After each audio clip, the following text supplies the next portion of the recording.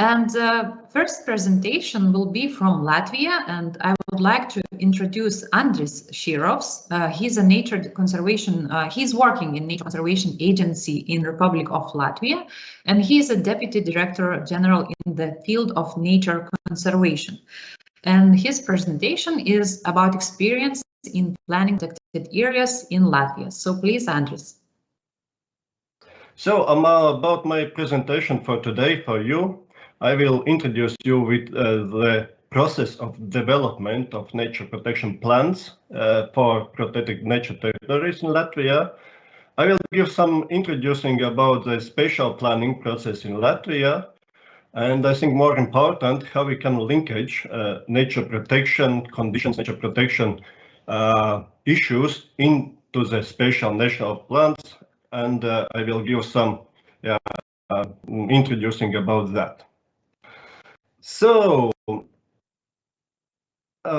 here you can see a very nice picture. Actually, it's a nature park Piejūra. It is part of Riga, our capital city. You can see the Riga Gulf. You can see dunes and then woodlands. And also you can see the port. Riga port is there also in nature protected territory, and it is just an example how actually difficult sometimes is to elaborate any plans for such kind of territories, which include settlements, which include some businesses, sports, and so on.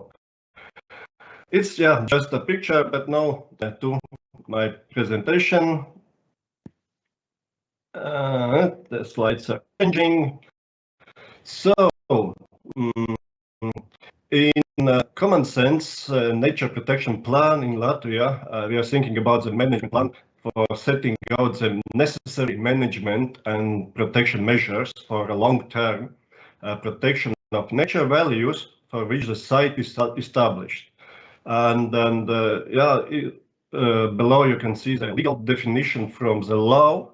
We have a law on special protected nature territories, and you can see that aim or major task for nature protection plan is to coordinate different interests, to take account all kind of stakeholders in this planning process to ensuring the preservation on hand from nature conservation values, and on other hand to ensure different possibilities for business, for development, and so on.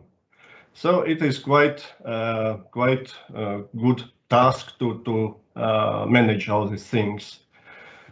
And also, as you can see in Latvia, it is possibility to develop this protected nature protection plan to everybody, to every person. Every person can come with the idea to and with the financing for elaboration of nature protection plan.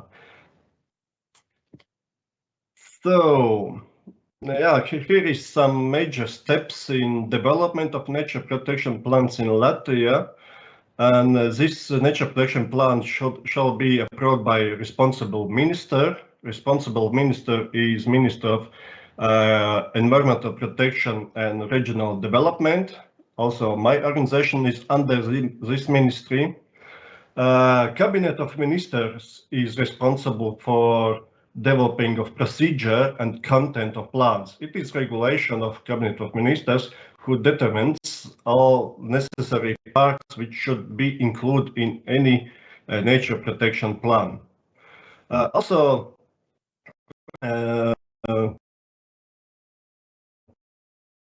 this as for each nature protection plan in Latvia, we have a draft for the regulation for certain territory. It means if you are developing nature protection plan for national park or for nature park, then one part of this nature protection plan is a draft regulation for use and protection of this nature park or national park. And what's interesting, nature protection plans in Latvia are recommendatory. It means it's not obligate, or it's not obligate for everyone, but it is should be taken into account in different kind of other processes of planning, special plans, and so and so. It means it's not obligatory, but it's recommendatory. Yes, as you can see, the Cabinet of Ministers in Latvia in 2007 developed this regulation about the content and procedure, how we develop nature protection plans, and it should be include at least 2 public hearings. One public hearing, so public consultations, is on the starting phase of developing of nature plan, and at least one hearing should be on the end stage of nature protection plan when this plan is drafted and it is given to public for some consultancy. As I said, the Nature Conservation Agency, or my organization, is responsible for supervision of development procedure for each nature plan in Latvia. It means we are not developing these plans by self, but it is some out services, and then everybody can develop these plans, but Nature Conservation Agency is responsible to follow up that this plan contains all necessary parts regarding to regulation. And we are in Latvia, we're developing these nature protection plans for time period from 5 till 15 years. What is main steps of developing these plans? It means when somebody is develop this nature protection plan, the Nature Conservation Agency set up a monitoring group. For each nature protection plan, we have their own monitoring group for the development of this plan. And in this monitoring group, we include representatives from Nature Conservation Agency, from all local municipalities in the administrative territory of which the protected area is located. In the 7 municipalities, if the protected territory is bigger. We include representatives from State Environmental Service, from State Forest Service, and sometimes we include representatives from joint stock company Latvia State Forest. It's a company which managed all state-owned forests in Latvia. And if we have in our protected territories some part of state-owned forests, then representatives from Latvia State Forest will be there. The same is about rural support service. If there are some agricultural areas in the territory, we include also representatives from this service. And of course, landowners. Mostly we are including several landowners. If the territory is small, then it can be good to have some 2 or 3 landowners. If it's some national park or big nature park, then we are asking to delegate the representatives from landowners, just to have not so big monitoring group. And of course, different kind of NGOs which are interested in this particular territory, and some interest groups, for example, hunters, fishermen, and so on. Just for example, we are now going to, or we are developing the nature protection plan for Kemeri National Park, for example, and we are including hunters there because it's in national parks it's possible, it's allowed to hunt, and they are a strong voice, let's say, and we are including the hunters. If you are talking about Razna National Park, where the Razna Lake is a core territory of national park, then we include fishermen. Or Gaui National Park, it's a very beautiful place with a lot of tourism industry, and so it means in a monitoring group we include services or representatives from companies which provides tourism services. So, you can read a list of main tasks for this monitoring group, and the main idea is consider in this monitoring group these draft versions of nature protection plans. They evaluate different possibilities to develop business or to use the natural resources, and they are responsible to balance the use of natural resources and protection of species and habitats. The monitoring group examined the evaluation or received proposals from other organizations or landowners or institutions. Monitoring group make decisions about what kind should be included in the nature protection plan. According to the regulation, we have several maps which should be in the plans, but we can also add some other plans. For example, some plans about hydrological regime, or plans about most important site visits, or plans about some landscape territories and so on. So it means the monitoring group can advise to elaborate and include more plans or maps as it is necessary. And of course, some other coordinating and decision-making functions belongs to this monitoring group for developing of nature protection plans in Latvia. About what is the time frame? It is means that at least 3 monitoring group meetings should be held for developing of nature protection plan. Mostly it is more monitoring group meetings during this developing phase. For national parks, they actually meet periodically, once in 2 months about.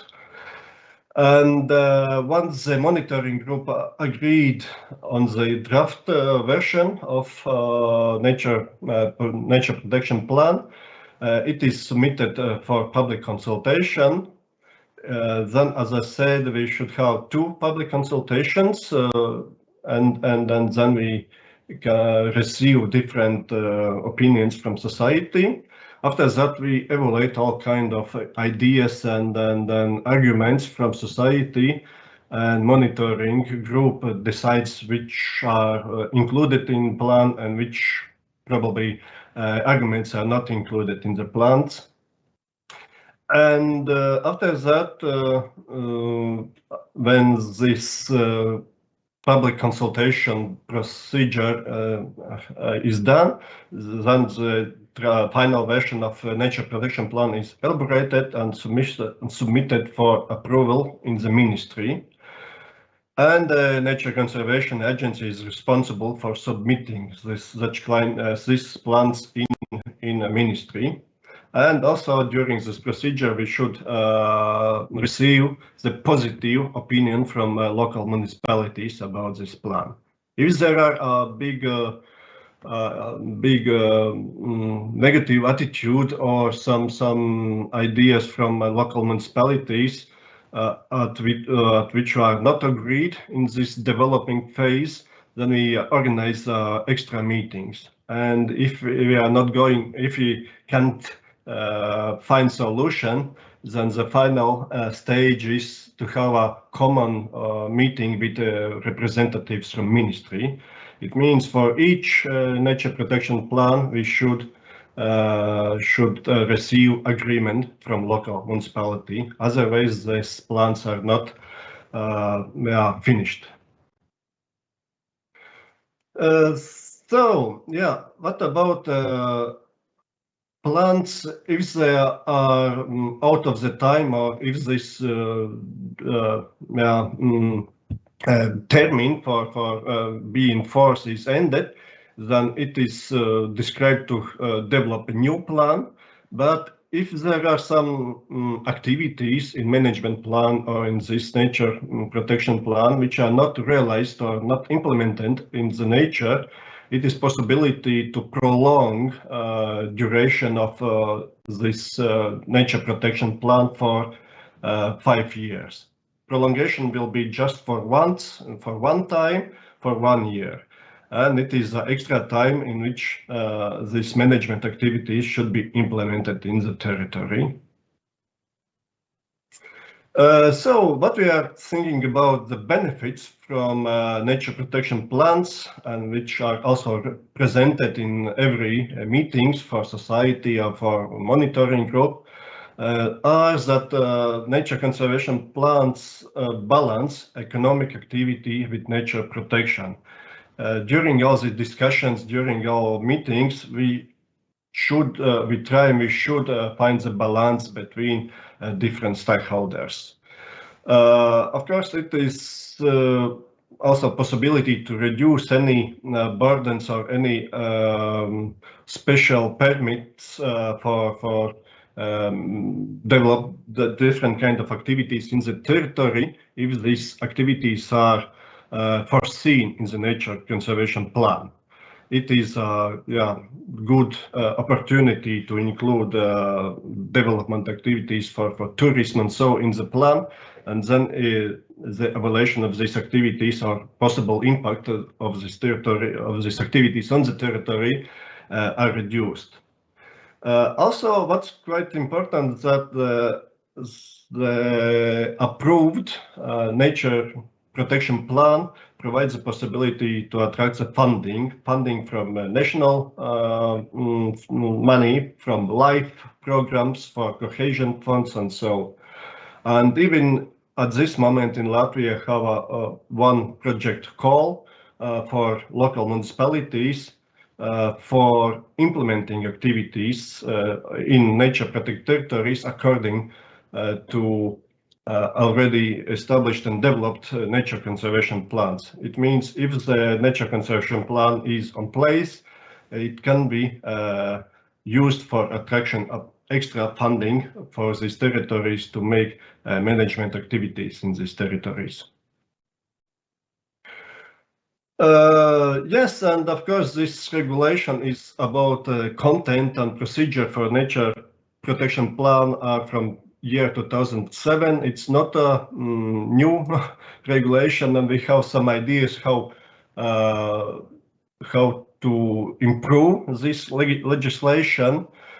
And one of the idea is to foresee the possibility that one nature protection plan can be addressed for several territories, for several similar territories. For example, for protected marine territories or for small micro reserves, they are very similar with the same nature values, and just for saving the procedure and money, it will be nice if we have this possibility to develop one plan for several territories. It is just on idea stage, but these are our recommendations. Also, we recommend to replace the monitoring group with advisory group, because the official conditions from institutions are obligated more or less anyway, and then opinions from society, from landowners, from group of interests, they are looks more than advices or recommendations for us, and it's the idea to replace this monitoring group with advisory group. And of course, it will be nice if the procedure can allow use online possibilities to organize meetings for monitoring group and for public hearings, because at the moment it is written in our regulations that all kind of meetings should be face-to-face. But of course, by the pandemic situation, we are remote these meetings, but it is not written officially in this regulation. Because after the COVID pandemic, I think we still will have these meetings online when it is possible, just for saving some resources. Yes, some other ideas and about the common frames for developing nature protection plan in Latvia. It takes about 1.5 to 2 years for a small territories to develop such kind of plans. For bigger territories like national parks, actually it takes 3 and more years. And then we are thinking about optimizing this procedure for developing such kind of plans and make this time frame more shorter. And it will be tested in our Life IP project in Latvia. You can also read the name of this Life IP project. And this Life IP project will test optimized procedure for developing of nature protection plan in year 2033 to 25.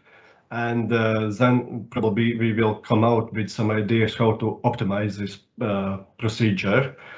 And as I should say that one part is to develop and accept the nature protection plan. Other part, which takes about also 1 to 2 years, is to develop and then assess this regulation for the territory after the nature protection plan is ready. So yes, it was about the procedure for nature protection plans. Now just some slides about process of developing of special plans for local municipalities. There you can read the basic documents for local municipalities in special planning sense. They can develop development strategy, development programs, and local government special plan. And the local government special plan is the most important for us, but because it sets up use or regulation of use of local municipality, and it is refers to all territory of municipality. It means mostly we are working with this local government special plan, and then we are trying there introduce nature conservation conditions.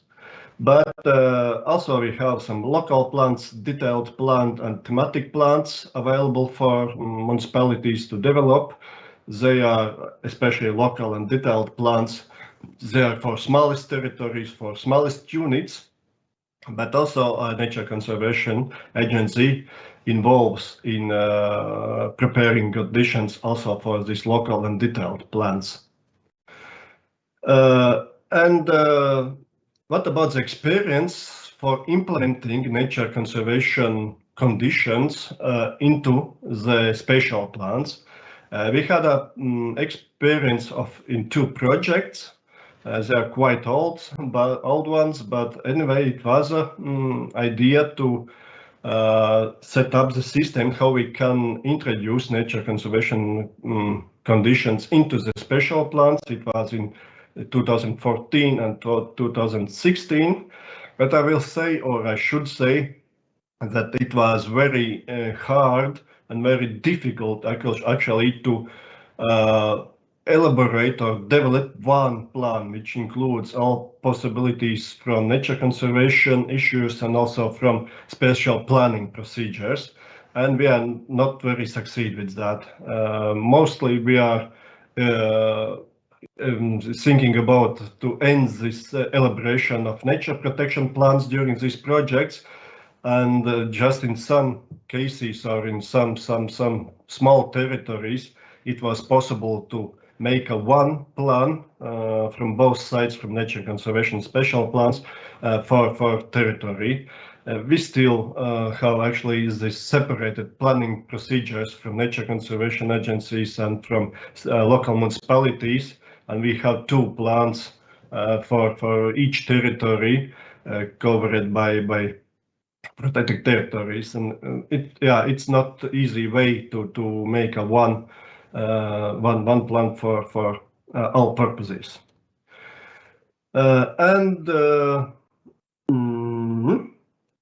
It's maybe not so important. What is the main role of nature conservation agency in process of elaboration of local government plans? yeah, it is about this different kind of opinions what we are providing for local municipalities. We are giving them over all kind of information about nature objects, about protected territories, species and habitats in the local municipality. And of course, we will give all advices and so on and so on. And then in special cases, we need some special agreement or acceptance from nature conservation agencies for special plans. It is in the cases if the specially protected nature territory or the Baltic Sea coastal protection zone are appeared in the local municipalities. Then it is obligatory to ask to Nature Conservation Agency for conditions. Otherwise, we are making some consultations, and if in the local territory or local municipality is not any protected territory, probably there are species or habitats, then we are just making some kind of consultancy process. But if there are nature territory in boundaries of local municipalities, or there are this protection zone of Riga Baltic Sea, then it is obligatory to receive different kind of conditions from Nature Conservation Agency. And in Latvia, we have also established or developed the Territorial Development Planning System. Acronym is TAPIS. And what are the main ideas? What is the main focus on this information system? It supports the development process of territorial development planning. It is publicly accessible. It means any person in Latvia can follow up in developing process of special plans by using this TAPIS system. Also, the TAPIS system is data exchanging system. It means we are not sending per post or per email our conditions. We are putting all kind of information about the nature objects or about the nature conservation conditions or requirements. We are putting exactly in this data exchange system, and it is used like a platform for data exchange. And as I said, it is used for public consultation, and yeah, it is electronic services for all involved persons in elaborating or developing these special plans. So it looks like this. I think is a similar system probably you have in your countries, and you can see it's just the possibility to click on or zoom in and zoom out the territory to find the special territories or special land units, and then we can see all kind of development documents which are in the stage of elaboration this territory, and then we can use the system for follow-up and exchange of all kind of information. Yes, and of course, one thing more is this strategic environmental impact assessment.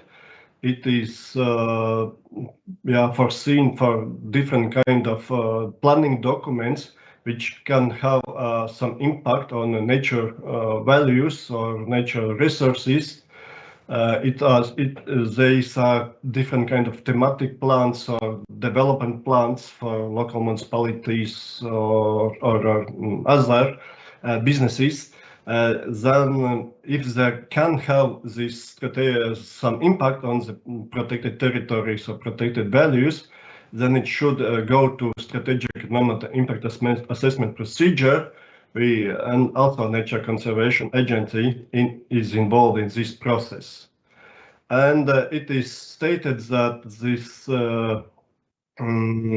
strategic assessment should be realized or introduced in several in such kind of cases if Just a moment. If there are protected territories or there are wetlands or micro-reserves or again the protection zones of Baltic Sea and Riga Gulf, or protected zones of surface water bodies, or specially protected species habitats of EU importance, if some of these elements are included in this strategic environmental procedure, then Nature Conservation Agency is come out with our conditions for such kind of documents. So, and I think it is more or less just some words about our experience. Yeah, okay. The time is running out, and you can just read how many times we are involving in all such kind of planning procedures. For example, in 2021, Nature Conservation Agency provided the supervision for 15 nature protection plans. We issued 174 opinions and conditions for special plans of local municipalities, and we issued 36 opinions or conditions for strategic environmental impact assessment procedures during last year. So thank you very much for your attention. Thank you, Andris, very much. I hope that if we will be live somewhere in Lithuania, you will get a lot of applause. But I hope that everyone is applauding in home or institutions. Also, we have very much questions now in our chat box. So we have a few minutes till another presentation, and I will ask a few of them. So, Andrei, there is a question, which institution does prepare the concrete nature conservation plan? Can you shortly remember us? Yeah, mostly it is our DATI or DATI of Nature Conservation Agency, because we support also the nature information system. It means we have the information about all protected territories, their boundaries, especially protected territories, habitats and species. And of course, we are mostly responsible for giving the conditions about the nature conservation for special plans. Sometimes there are some NGOs like ornithological societies or botanics or zoologists. They also provide some information and condition, but mostly it is our duty to provide such kind of conditions. Mm-hmm. Thank you. Also, there is another question about cultural heritage. Are cultural heritage professionals involved in the development of these plans? I think that there is a question about national parks. And what are they actually doing in this preparation of management plans, if they are? Yes, thank you. It's a very good question, because if you compare the situation in Latvia and Lithuania, the situations are quite different. In Latvia, we are really separated nature conservation and natural heritage. And sometimes, of course, if there are some castles or some nature culture heritage objects, we involved some other institutions, and they provide the conditions for that. But mostly, we are thinking about nature parks or national parks and nature conservation. Then this natural heritage is not in the topic, unfortunately, and then yeah, it's a quite different system in Latvia.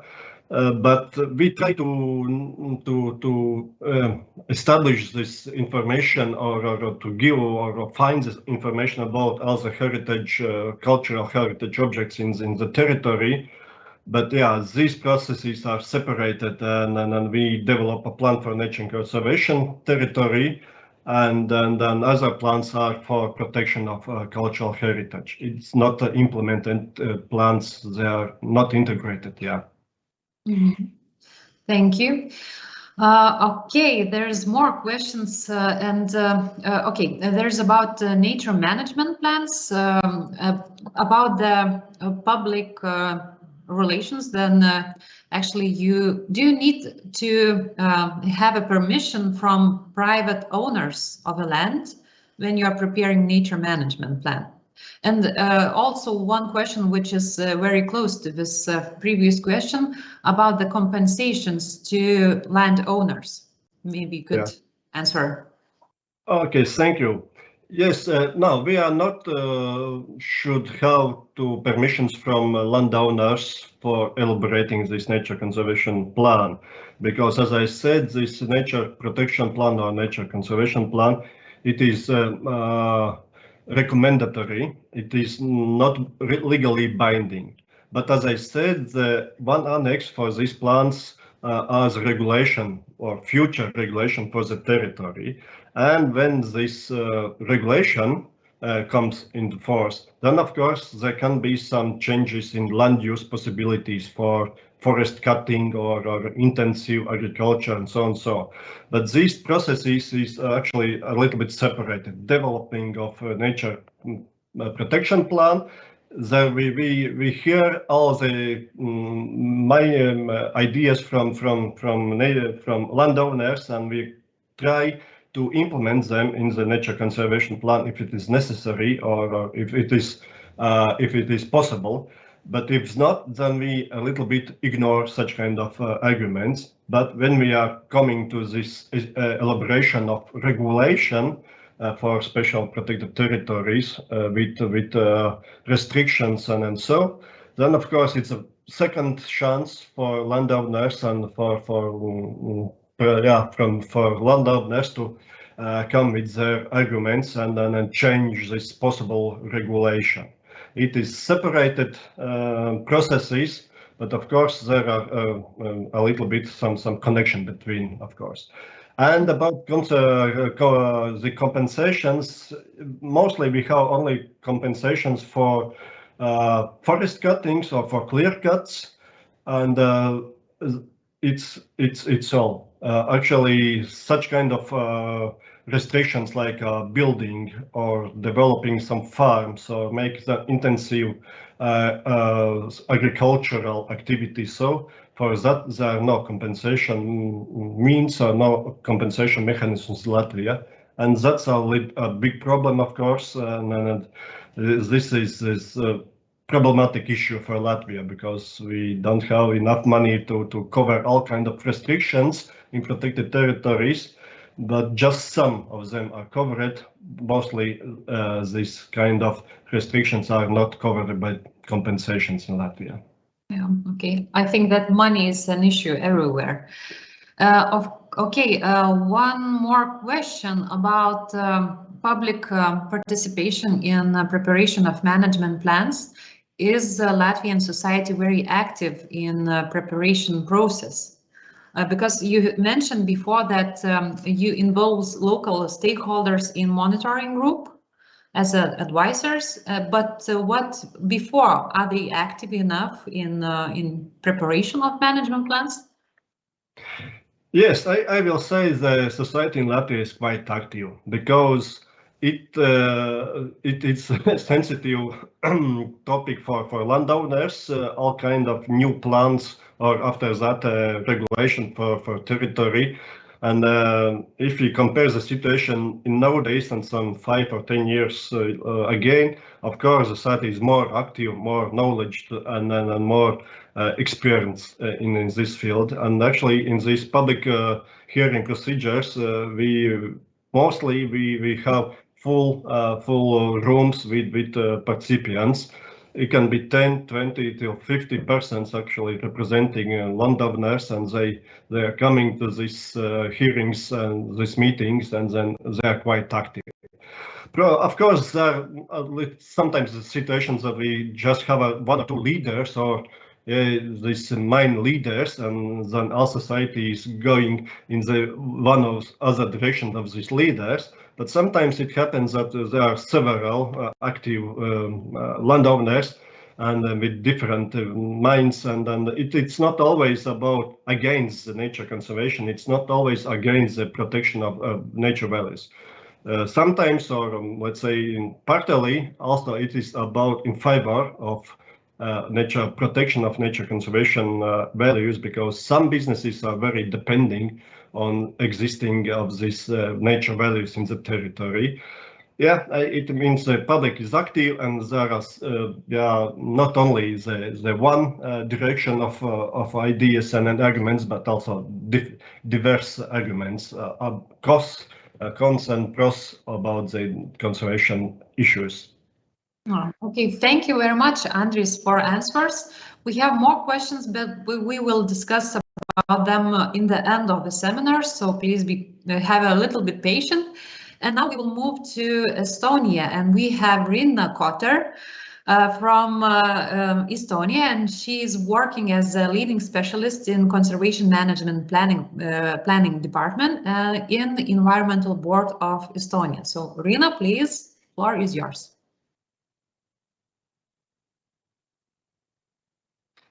Technical remark, Rinna, we will not hear if you will not turn on microphone. Thank you. Good morning, everybody. As you already said, I work in the Environmental Board of Estonia and in the Conservation Management Planning Department. So I will concentrate more on placing natural objects under protection in my presentation, and I also concentrate on changing legislation in Estonia. You will get to know why.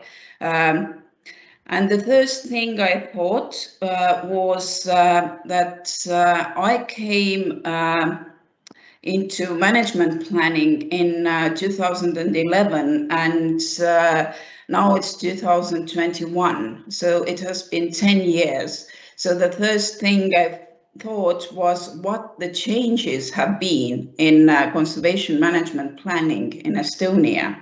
And I put down some keywords here. So these are the things that are quite new, or these are the things that have changed. And for example, one thing is citizen involvement. When I came to Environmental Board, the main arguments were with forest owners and those people who wanted to build something in the areas. But now there are lots of volunteer organizations in Estonia who fight for forests, for example. They want to protect areas. And we have a huge volunteer organization in Estonia that is called Estonian Forest Aid. And they make proposals to change the rules of protected areas, and they fight for forests. So in Estonia, we have had so-called forest war for some years. And we have lots of political debates about forests. And those people who want to manage forests are against the restrictions, and those people who want to protect forests want more restrictions and want more areas under protection. So we have lots of proposals to take more forests under protection. Now, and of course, we have an increased amount of court cases that we have to deal with. So it has been, the amount of work has increased for us, and the communication has changed. For example, 10 years ago, we used to have meetings with local people, on-spot meetings, but now our meetings are mostly online, and it has changed the people who communicate with us. Lots of activists take part. But now I move on with just some general overview, as it is very important to point out numbers in the European Union now. I just put down some numbers. And In Estonia, 22.9% of area is under protection.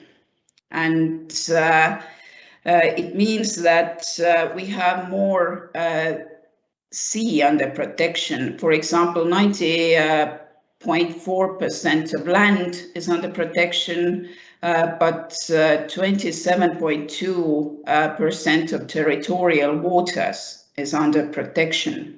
So we have lots of sea area under protection. Now, and 92% of this protected area is in the Natura 2000 network. And it means the total area of the network is 1.5 million hectares. Now I come to what protected natural objects we have in Estonia and what the legislation is. In 2004, we had our Nature Conservation Act, and all these protection rules are under this Nature Conservation Act. And the different types of protected areas are, for example, we have protected areas like national parks, nature conservation areas, and landscape conservation areas. And all these areas have separate protection laws, protection rules. And in national parks, we protect nature and we protect cultural heritage as well. So these are the areas where we have objectives that are connected with cultural heritage as well. And all our national parks are in the Natura 2000 network as bird areas, and we also protect habitats there. And we have nature conservation areas, or sometimes they are called nature reserves. And these are the areas where we protect habitats and species mostly. And in landscape conservation areas, emphasis is on landscape protection. However, we also have habitats and species protected there as well. And as I said, protected areas, all protected areas have a separate set of protection rules. It's like legislation. And we also have so-called limited conservation areas. These are areas that don't have protection rules and they are directly under Nature Conservation Act. So all the rules come from the law. We also have protected species and fossils, and we have species protection sites. Species protection sites have protection rules, but these protection rules are for species protection areas. For example, if you have golden eagle, then we have lots of different areas where the golden eagle is protected, but the protection rules are joint. So they have the same protection rules.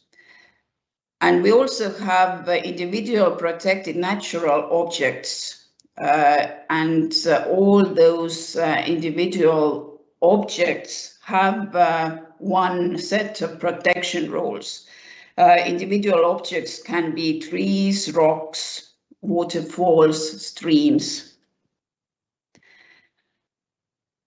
And we also have some natural objects that are protected at the local government level. So these are the sites that are taken under protection by local governments.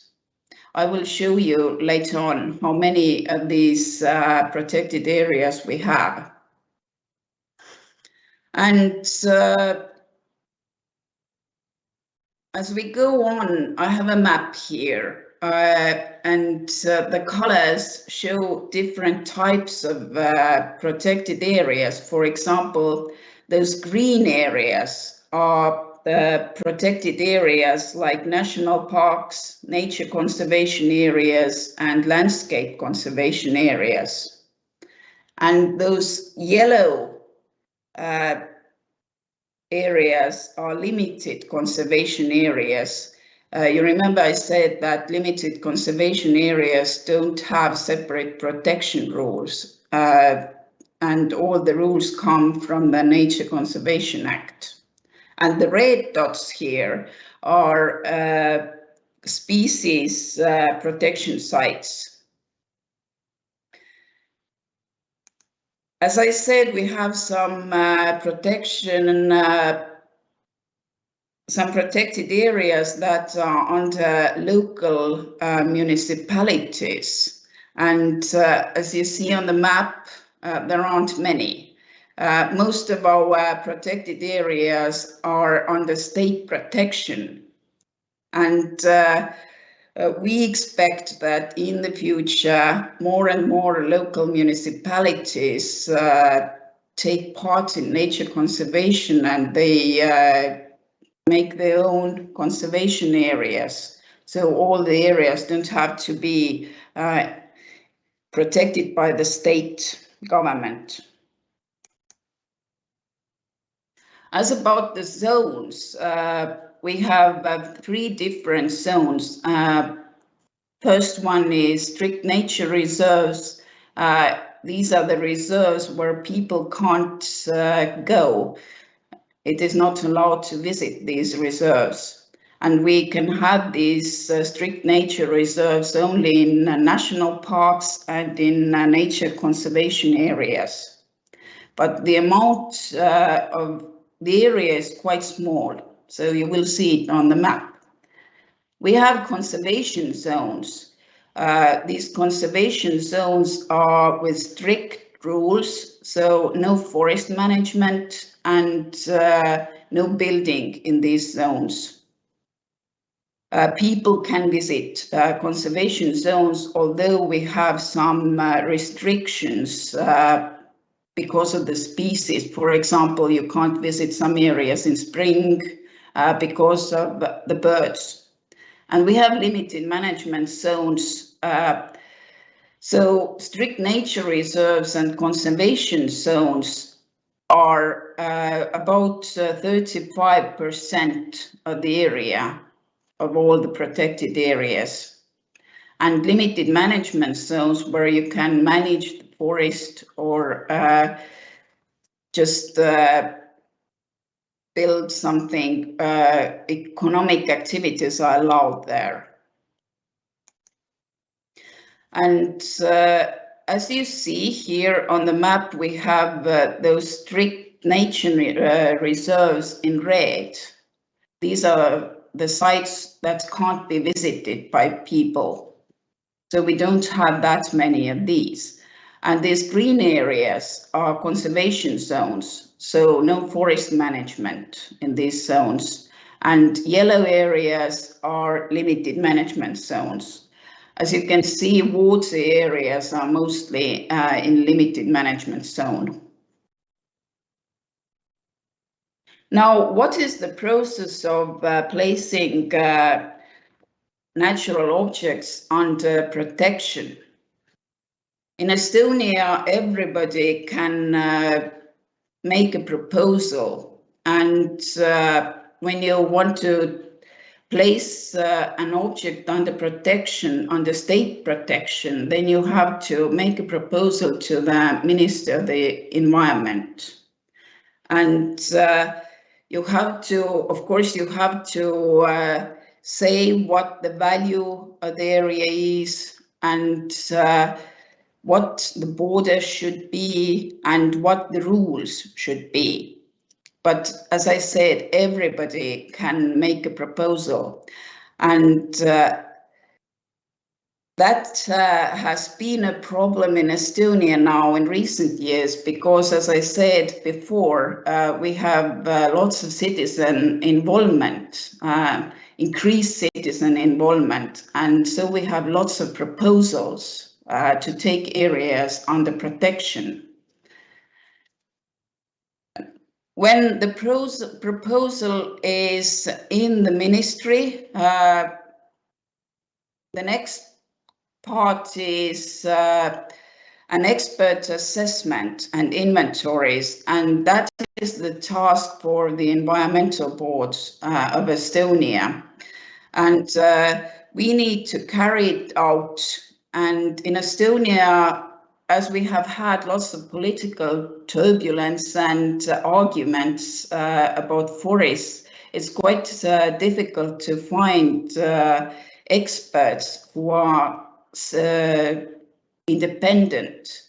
They have taken sides, for example, and so sometimes we have been accused that you are not using independent experts. For example, these experts take part in forest war and just say what they think about these things. So after these expert assessments, we prepare the documents for the initiation of the proceedings. And while doing that, the environmental board also communicates with stakeholders to get their opinion. And we put together the documents where we have the rules for protection, and we just get the opinion of these restrictions. In Estonia, we have areas, protected areas on state land and on private land. So very often we have arguments with private landowners. Volunteer organizations who want to make proposals and who want to have these areas under protection, they want more restrictions, but private landowners want less restrictions. So lots of arguments here. Now, after we have prepared the documents, we send them to the Minister of the Environment, and he or she initiates the proceedings. And after that, the Environmental Board again prepares the draft decision.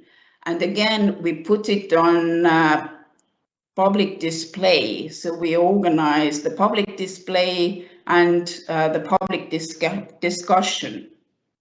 As I said earlier, now we have public discussions that are online. We used to have them locally and we met with people, but now we have online meetings mostly. After the public display and after answering to all proposal, maybe changing the decision, changing the rules or borders of the area, we send it to the Ministry of the Environment, and then we need to get the approval from other ministries. So when preparing the drafts, it's really important to get political support.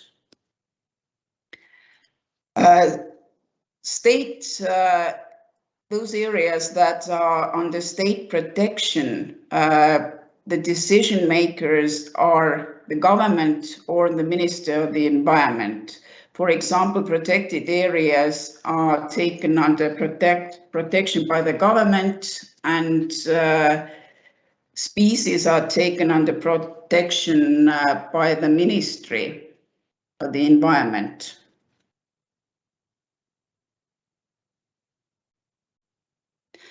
Now, these pictures, why I chose these pictures, these are the objects that are under much discussion in Estonia, and we have huge conflicts. So the keywords are flying squirrel, the capercaillie, and dams. And as those two species here, capercaillie and flying squirrels, are connected with forests, again, some landowners, forest owners, are quite angry at the restrictions. And we have lots of arguments and court cases with dams. Our aim in management plans, for example, is to restore rivers, but dam owners want to go on with electricity producing.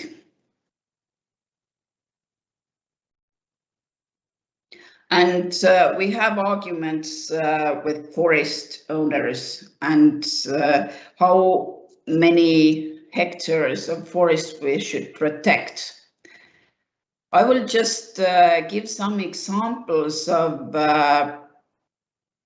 what have been the areas taken under protection lately. For example, in 2019, it was a state decision to take under protection 58 new forest conservation areas. And it was about 26,000 hectares on state land and mostly forest types on fertile soils. And the rules were quite strict. It's conservation zone mostly, so no forest management in these areas. And this proposal was actually made by the Forest Management Center with the help of Tartu University.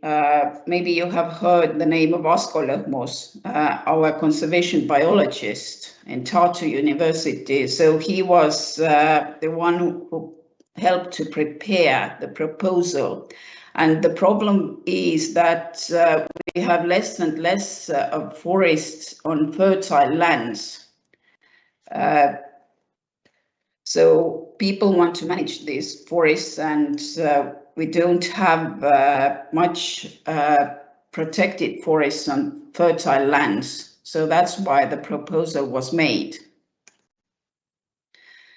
And I also wanted to talk about Lahemaa National Park and how we got the new protection rules. Lahemaa National Park is the oldest and largest national park in Estonia, and it was established in 1971, and we had its previous protection rules in 1997 and new protection rules in 2015. So what is important here is that to get the new protection rules, it took 13.5 years of arguments, and mostly with landowners and other stakeholders. And we got the management plan for Lahemaa National Park in 2016. So this year we celebrated the 50th anniversary, 50th jubilee of the Lahemaa National Park. And as we have new protection rules and we have management plan, all the arguments are in the past, and this year we really felt that we have teamwork in Lahemaa National Park and no arguments. But we have another national park, Alutaguse National Park, that is the newest national park in Estonia. It was established in 2018 from 11 separate protected natural objects. And it was a political decision. So politicians proposed the national park because it is in East Estonia, and it is an industrial area, mining area, and they wanted more attention to this part of Estonia, maybe more tourism. And that's why it was formed. And as the National Park was formed by the Nature Conservation Act, we needed protection rules, joint protection rules for the whole area. So we had only 2 years to put it together, and it was quite a difficult task. And at the time of compiling the rules, we got the proposal to enlarge the territory of the national park. And I will show you the map here, and this pink area is Alutaguse National Park. So it was put together from 11 different natural protection objects, and these blue areas are species protection sites, also under protection. And green area is the proposal to enlarge the national park. So this is what we are working with. The proposal came from Estonian Nature Fund, NGO, and it was quite a huge proposal. So as I said, it was over 28,000 hectares. And although the proposal was on state land, still landowners around this area and also local municipality is not so happy about this proposal to take more areas under protection. So we don't have a management plan for Alutaguse National Park yet, because we have to decide what to do with this proposal first, and then we can go on with the management plan. So as I said, just to conclude, in Estonia, as we have our Nature Conservation Act from 2004, there is a paragraph that says that we have to have all the protection rules by 2023. Then we have had more work with preparing these protection rules now. And later on, we have to deal with management plans.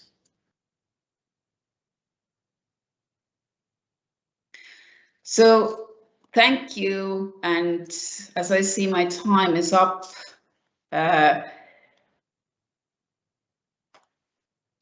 I will finish here, and maybe you have some questions. Thank you, dear Dina. Yes, of course, we do have questions.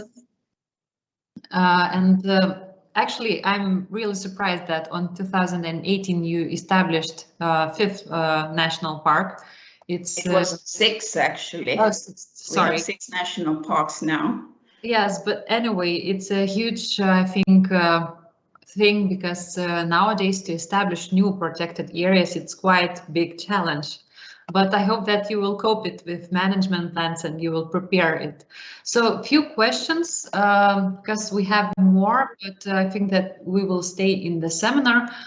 So there is a question about the numbers, because you mentioned the numbers of protected areas, and there is a question that according to forest statistic data on 2019, strictly protected forest area is 15.2% of forest land in Estonia. Is that right? And your numbers of strict protection show much lower values. So there is a question about the numbers.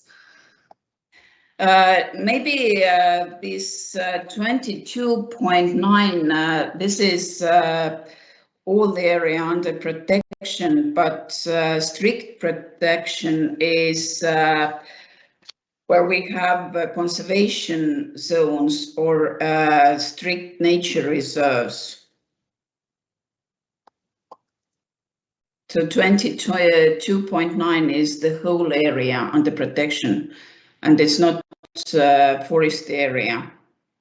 I think that statistics is always a kind of, I will say, lie, and sometimes you could use numbers just to show some good or bad things. But I think that we could specify numbers. If someone is interested, you could write directly to Rina, and she will share the statistics of protected areas and the level of protection. There is one more question about also the management of nature and cultural values. There's a question for clarification. Do you have a management plans for nature and culture in one plan? Are you combining?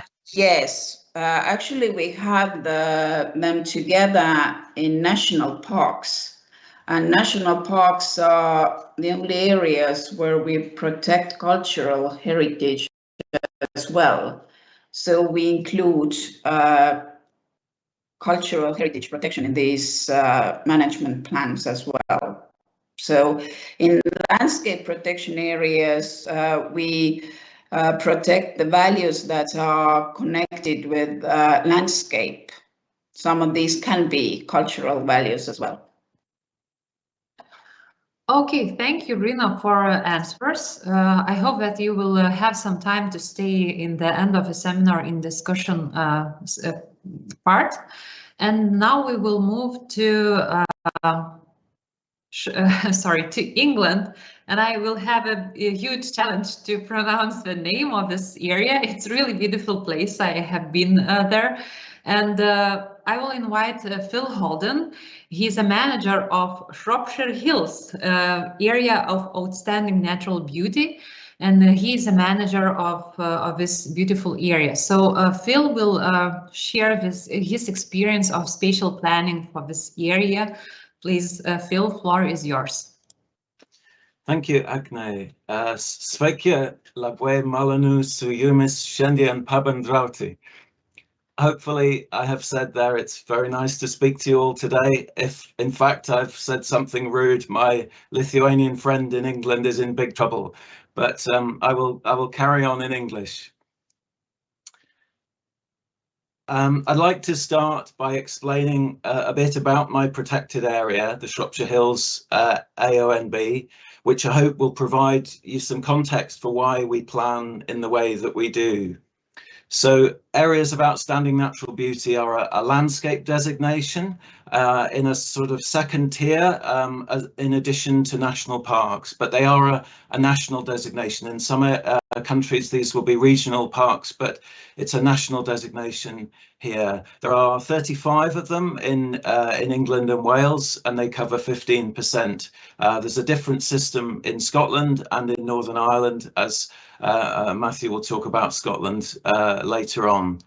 The legal purpose is very simple, and it's to conserve and enhance natural beauty, but this is understood to include landscape and nature and cultural heritage and all these things together.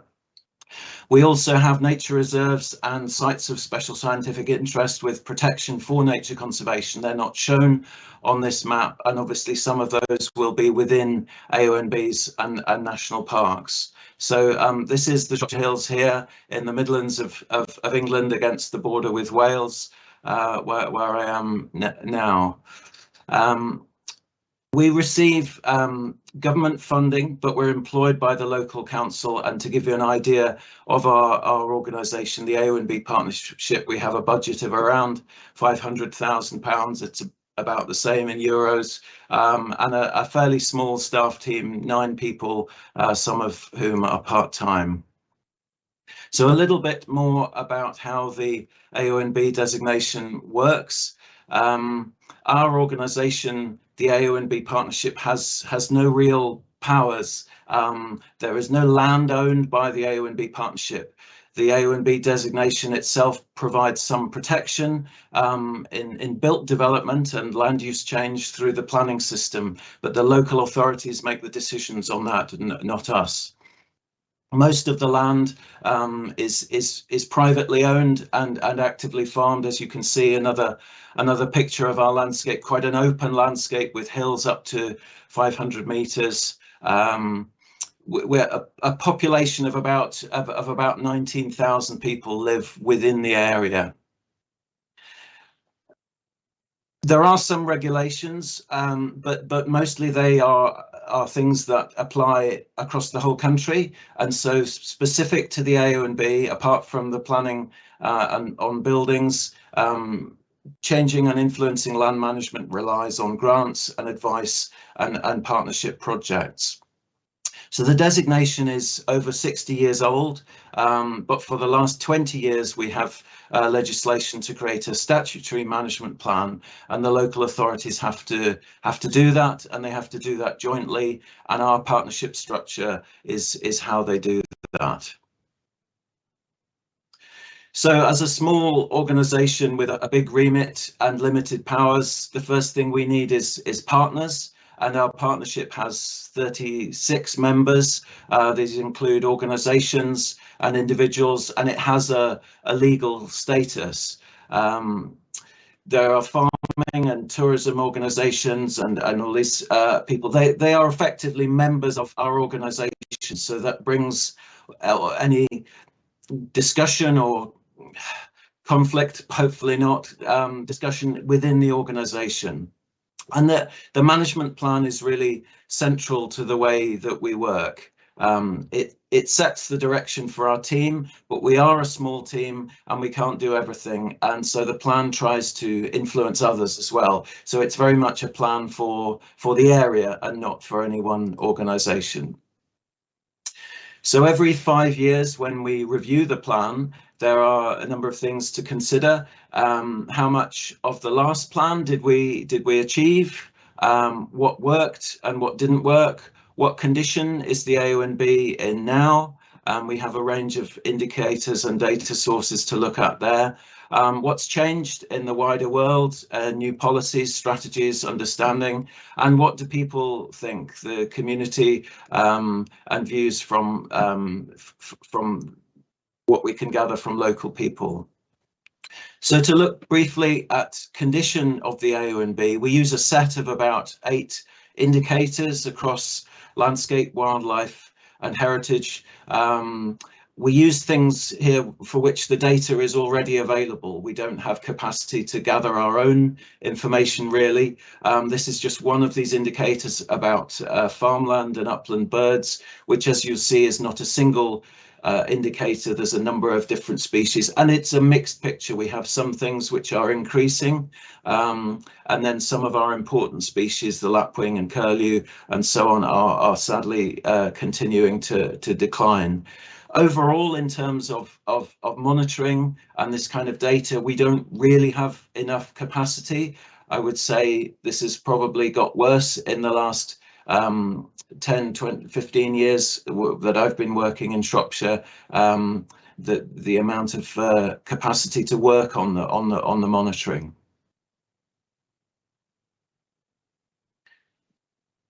So in the early stages of writing a new plan, we would bring together our various groups. This is, of course, a meeting how we used to meet before COVID, all packed into a tiny room very close together. We would identify the key issues. These would sometimes be the same or similar to 5 years ago in the previous plan, but they will often have changed as well, and we'll test out these ideas by talking with the partners.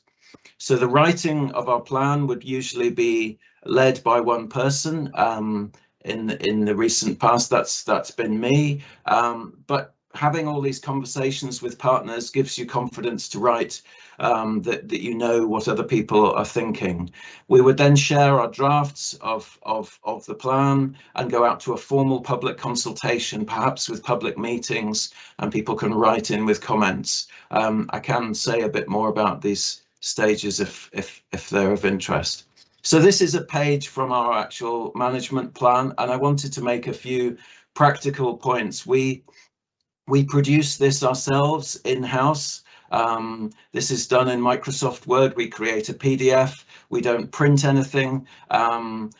We don't pay any designers or photographers. This is low cost, and there's no time delays, but we try to make it very visual, with lots of photographs. I also want to point out here the word cloud, which was from our public survey.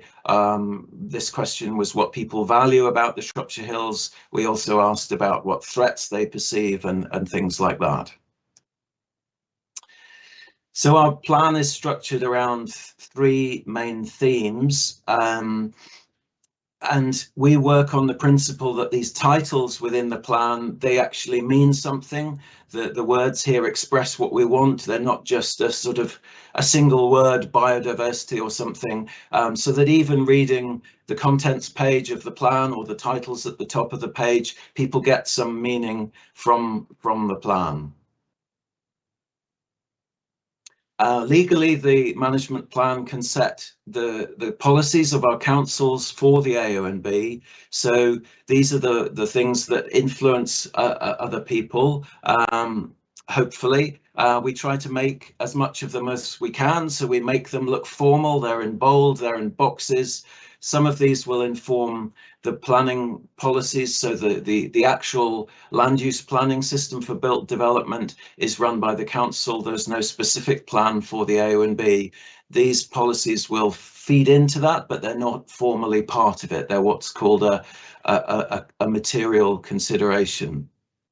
So we also have actions here.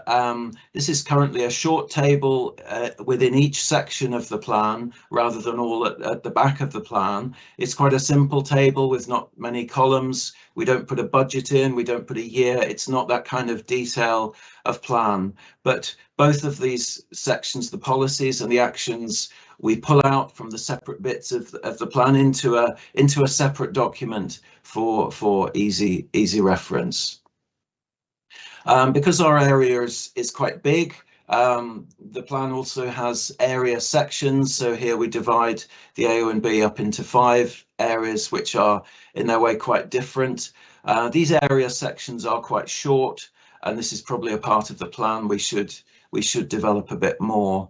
But local people will really identify with this sort of scale rather than the whole across the whole AONB. So this does help. Once the plan is approved and published, we try to disseminate what's in the plan to a wider audience. It's not a huge plan, it's 70 pages. We try to keep the text readable, but obviously it has to be an authoritative plan, and so it's quite technical as well.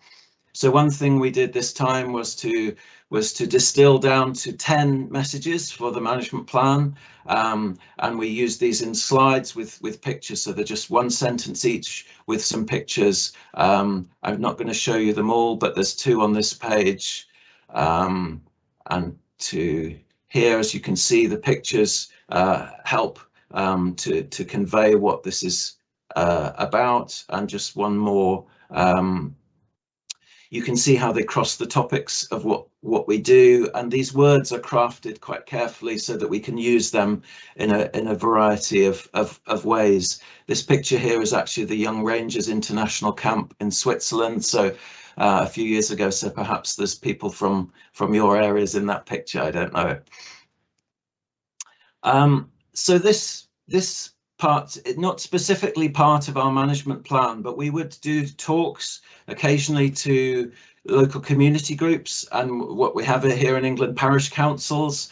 So this is a parish which is about 8 kilometres by 5 kilometres, a small area with a few villages, and this is an administrative area below the level of a county.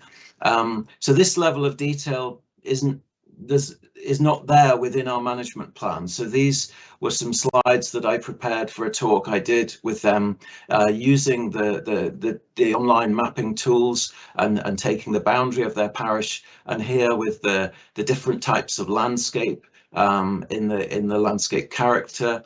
assessment, and here with water courses, all the small streams and rivers. And in fact, this parish is right on the catchment boundary. These rivers go to the south and these rivers go to the north, and just helping them to understand their area in a different way, and actually helping them to learn about what online mapping tools are available to them.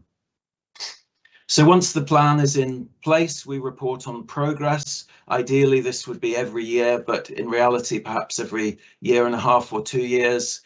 We add a progress column on the actions and write a short few sentences on each one. The actions do change. We will change the wording or add a new one or drop one if we think it's no longer relevant. And of course, these are actions not by us, but by others as well, our partners. And so in order to prepare this, we have to talk to those partners and find out what they're doing, and that's always useful.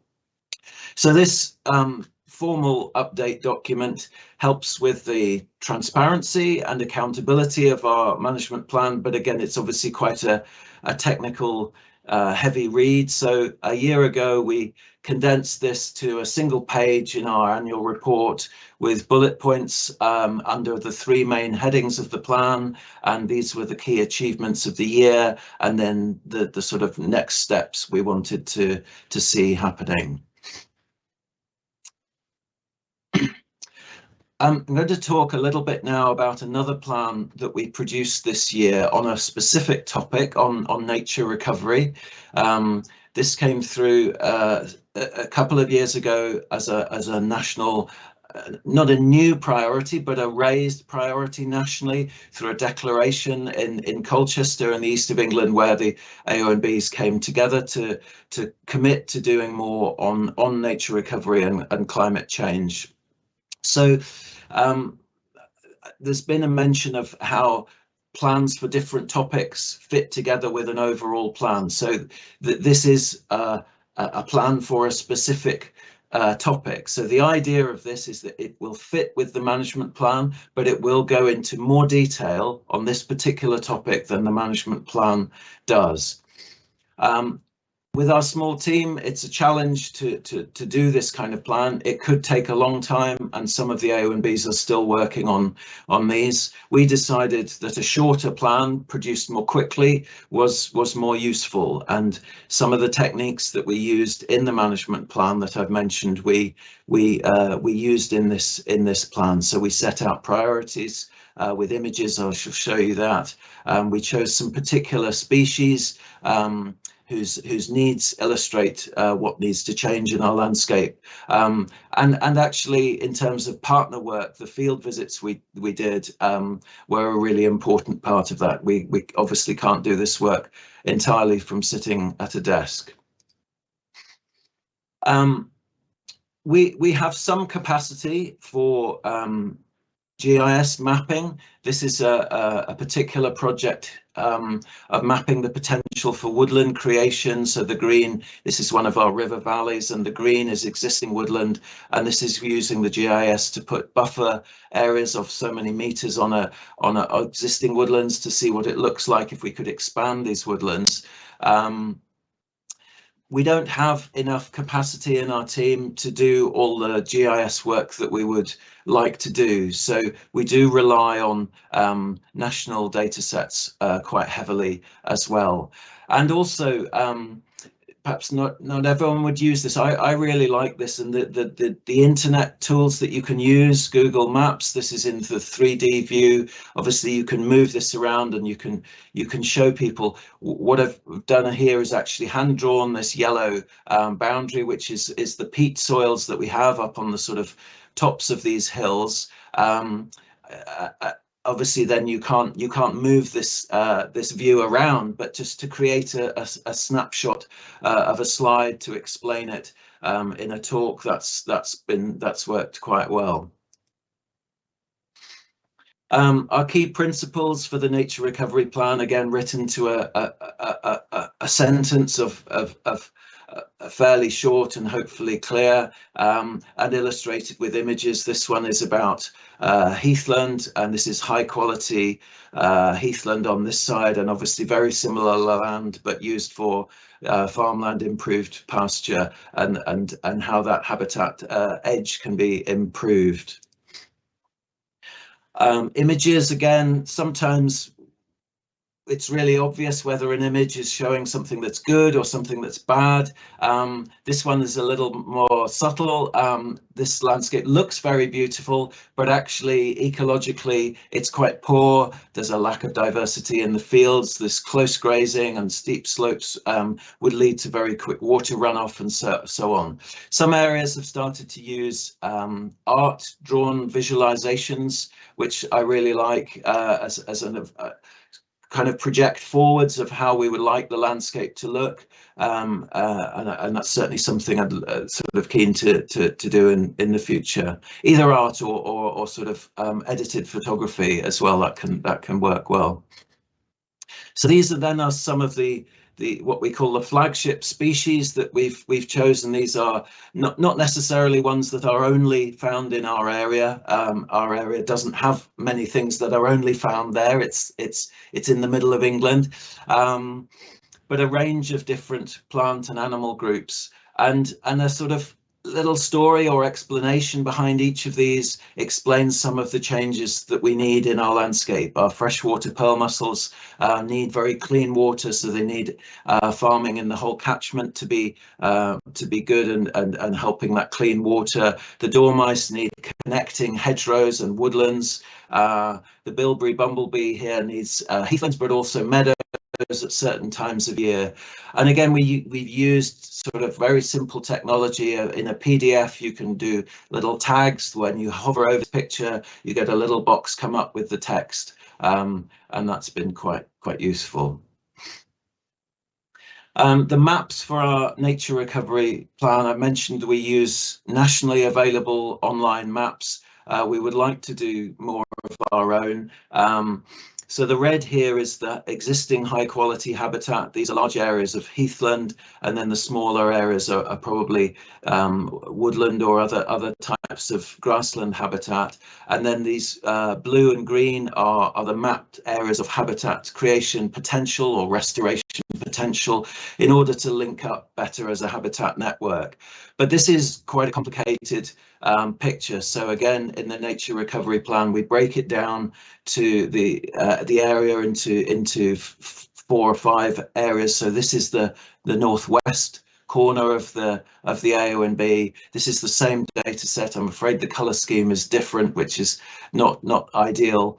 But at this scale, we can have the base map with the place names on, and people can understand where they are. And this is a screenshot from the online national mapping that you can zoom around in, show different layers. But we put on some just very simple, some numbers and some explanation of what this is.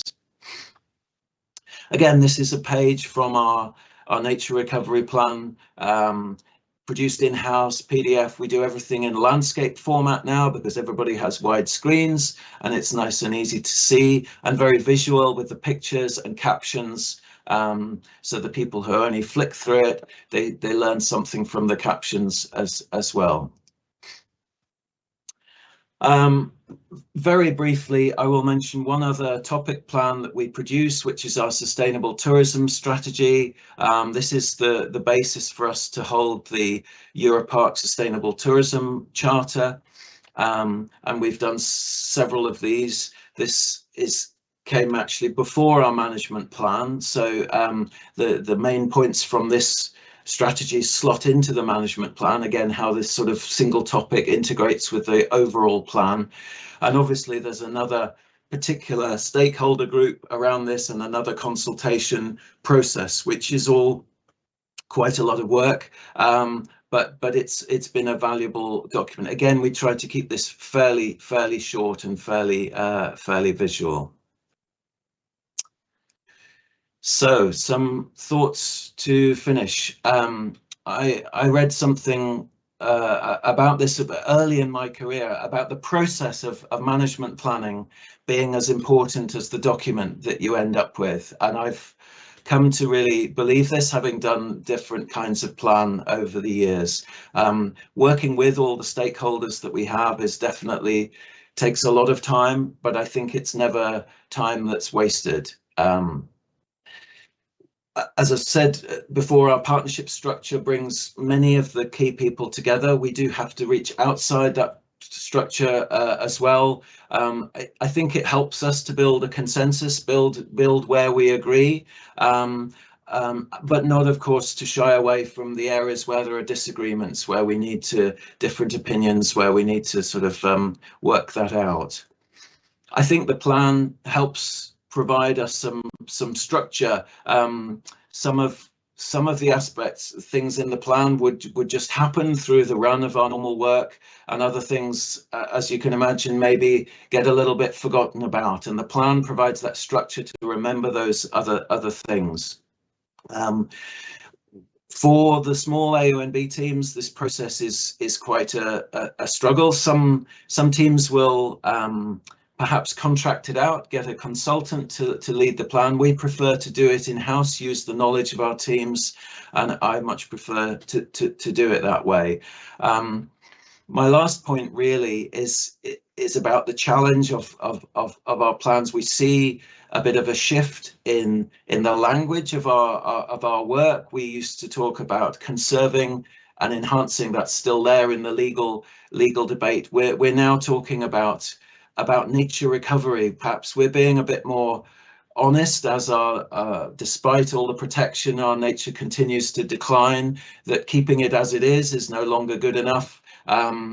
We have to agree that it's broken and we need to fix it. And similarly with climate change, you know, we're not just looking at how we contribute a bit. We've got to try and get to net zero and integrate those aims. So it's very easy to demonstrate that an action will support the management plan's aims, but a more challenging question is whether we are overall actually achieving the aims of the plan. So thank you. That's the end of my talk, and thank you for listening. Thank you, Phil, very much. It was an interesting presentation. Just a few questions for clarification. So you have a nature management plan and nature recovery plan. Does these plans need to be approved by some government institutions, or you could approve as a manager of this area? Okay, so the main management plan, the legal duty is on the local authorities, the councils. And because we are part of the council, the way they produce that plan is through our partnership. But the actual approval, they take the plan to the top level of the council to approve it. And that's important. They will say to us, it's our plan, and we say back to them, it's your plan, you approved it, you should stick to it. With the nature recovery plan, that's a little different. That's the partnership itself will approve that. Okay, and there was a question from participants also. Do you need to also get agreement from landowners? I know that in England you have a little bit different situation because land is like state. Can you clarify about this approval from the owners or from states? Yeah, so we wouldn't need approval as such. There's very little state-owned land. The land that would be owned by the conservation bodies would mainly be the National Trust, which is a charity, but it would be, I don't know, 2 or 3% of the AONB. So the vast majority is private land. We don't need the permission. But those organisations representing landowners are part of the discussion. They would often make quite strong representations, and we would have a good, debate at the consultation stage of the plan.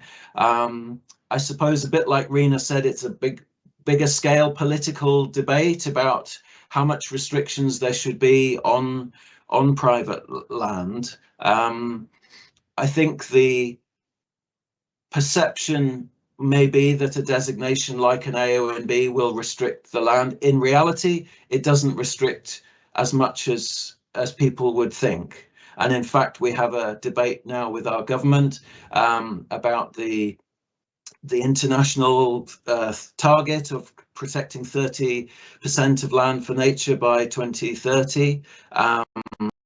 The national parks and AONBs in England and Wales together make up 25%. And I think our government see we need to designate a couple more, and we've got 30%. And even we are saying, no, you can't count the whole of a national park or the whole of an AONB because it's not all managed, you know, for nature. Yeah, as the previous Rina said about statistics and the differences between numbers, so also here we have a citation that what we are counting actually, what is a protected area and how we actually count these numbers. So thank you, Phil, for your presentation. We will move to the next presentation about the Cairngorms National Park. And I would like to give a floor to a very good friend of mine, Matthew Hawkins, and he's a conservation manager in Cairngorms National Park Authority. So please, Matthew. Thank you very much, and good morning, everybody. Yes, you will note some similar themes, I'm glad to say, in my presentation.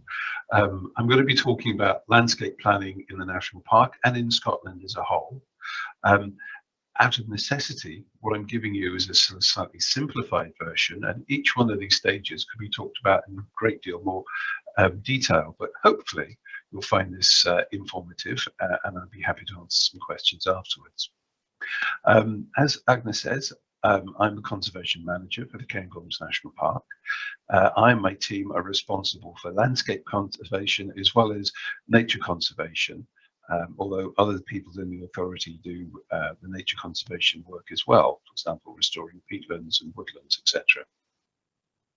So what I would like to do is just to highlight that there is a whole layers of landscape, protected landscapes in Scotland.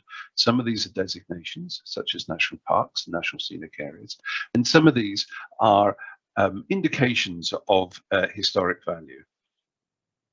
So hopefully this will make some sense. So starting with national parks, not surprisingly, as this is where I work, we have national parks in Scotland were designated under the Scotland 2000 Act. This was created when Scotland became a self-governing body within the United Kingdom. Prior to that, there were no national parks in Scotland at all. Now, the designation of an area for a national park has to follow two tests. One, it's of outstanding national importance because of its natural or combination of its natural and cultural heritage. And that's quite important. We'll come back to that as well. And the area has to have a distinctive character and a very coherent identity. It has to feel like a place. Now, the first park that was designated in Scotland was Loch Lomond and the Trossachs, and I worked with my colleagues down there, and we came along in 2003, just a year later, although we too were extended in 2010. So just to give you an indication, both national parks in Scotland have four key aims. Now, the first one is to conserve and enhance the natural and cultural heritage of the area, and that's the principal aim of the national park. But it covers a lot of other areas as well. Promote sustainable use of natural resources, to promote the understanding and enjoyment of the special qualities of the area of the public. We'll come back to that special qualities thing in a minute. And then finally, to promote sustainable economic and social development of the areas. So, excuse me, just click this forward. So there are the two national parks in Scotland in red. The Cairngorms is at the top there. The green areas are potential areas of national parks, and the Scottish Government has given a commitment to create at least one new national park within the next 5 years. They haven't said yet where. The Cairngorms National Park, just a little introduction to our national park here, I think. This is where we are, right in the far north of Scotland. And just to show you that this is a map of the park, and as you can see from a topographical point of view, it's fairly straightforward. There's a very high central mountain core. Our highest mountain is about 1,300 meters, and there are 5 of the 6 highest mountains in the UK are actually within this central mountain core. This means that this area is a plateau, and it's probably the thing that we're most famous for. However, the whole of the national park covers 4,500 square kilometers, and so there are plenty of areas out with the central core. Some are upland areas, and some are more settled lower areas. This is a map of the park with all the various designations indicated on there. Not all of these are for landscape protection. Most of them, in fact, are for nature conservation. You may or may not be able to see that there's a blue one here, which are the national scenic areas, which are within the national park. I'll come on to those in just a moment. And the ones in red and green are a number of nature conservation sites. The ones blocked in grey are all Natura 2000 sites. In total, about half of the park is designated for Natura, and some of the other areas are also. So it's designated in many ways, and each of these layers stack. Now, the land cover of the national park, you'll see, is heather moorland and montane predominantly. So that's 70% is upland. The forests, about 15% is forest, is mainly in the valleys, or straths as we would call them, and that's also where we'd find the grassland, which is mostly farmed. A few scenes just to give you an indication of what it looks like. You can see that our mountains are quite rounded and hummocky. They're not too pointy. It's a very distinctive characteristic of the landscape here. And these are some of the forests in the valleys. And during the summer, you get a similar kind of view, but obviously that's so much snow. We don't have as many lochs as Loch Lomond in the Trossachs. Our lochs tend to be smaller, but we have quite a few of them, and they are an important feature within the landscape. The area has been inhabited for probably 7,000 or 8,000 years, one way or another. So we have a lot of cultural heritage within the park, and it's important that this is preserved. This is one of the castles on the eastern side of the national park, a 15th century tower house with 18th century additions around the base, and you'll find natural heritage of various types preserved around the national park. But just a reminder that we also have communities within the park. We have approximately 18,000 people that live within the park in the various settlements, and the biggest employment is, not surprisingly, tourism, but land management is also there as an important employer. Now, national scenic areas are a different thing. As Phil was saying previously, national scenic areas are a little bit like the AONBs from England. They are designated principally for their natural beauty, unlike a national park, which, as you saw, had a range of reasons for its designation. So they are perhaps a more pure landscape designation. And as you can see, many of them are in the Highlands of Scotland, with some of them around the communities in the central belt. Now, national scenic areas were designated before national parks in Scotland. The report, the little report on the left-hand side, was actually written in 1961 by W.H. Murray. He then went on to develop work for the Countryside Commission for Scotland, in 1978, Scotland's Scenic Heritage, and it was the recommendations of this report that was 2 years later established as that network that you saw in the previous map of national scenic areas. And again, just to highlight a little excerpt from that first book, Murray was saying that he was appointed to make a landscape survey of the Highland counties to delineate areas of outstanding natural beauty, reporting on the distinguishing characteristic of these areas, and to assess the change. And all of these are still very important, and we'll come back to these in a little minute. Areas of local or regional landscape value are created by the local authorities, and these are not of national importance, but they're of regional importance. There are none of these within the Cairngorm National Park, as the National Park designation supersedes these.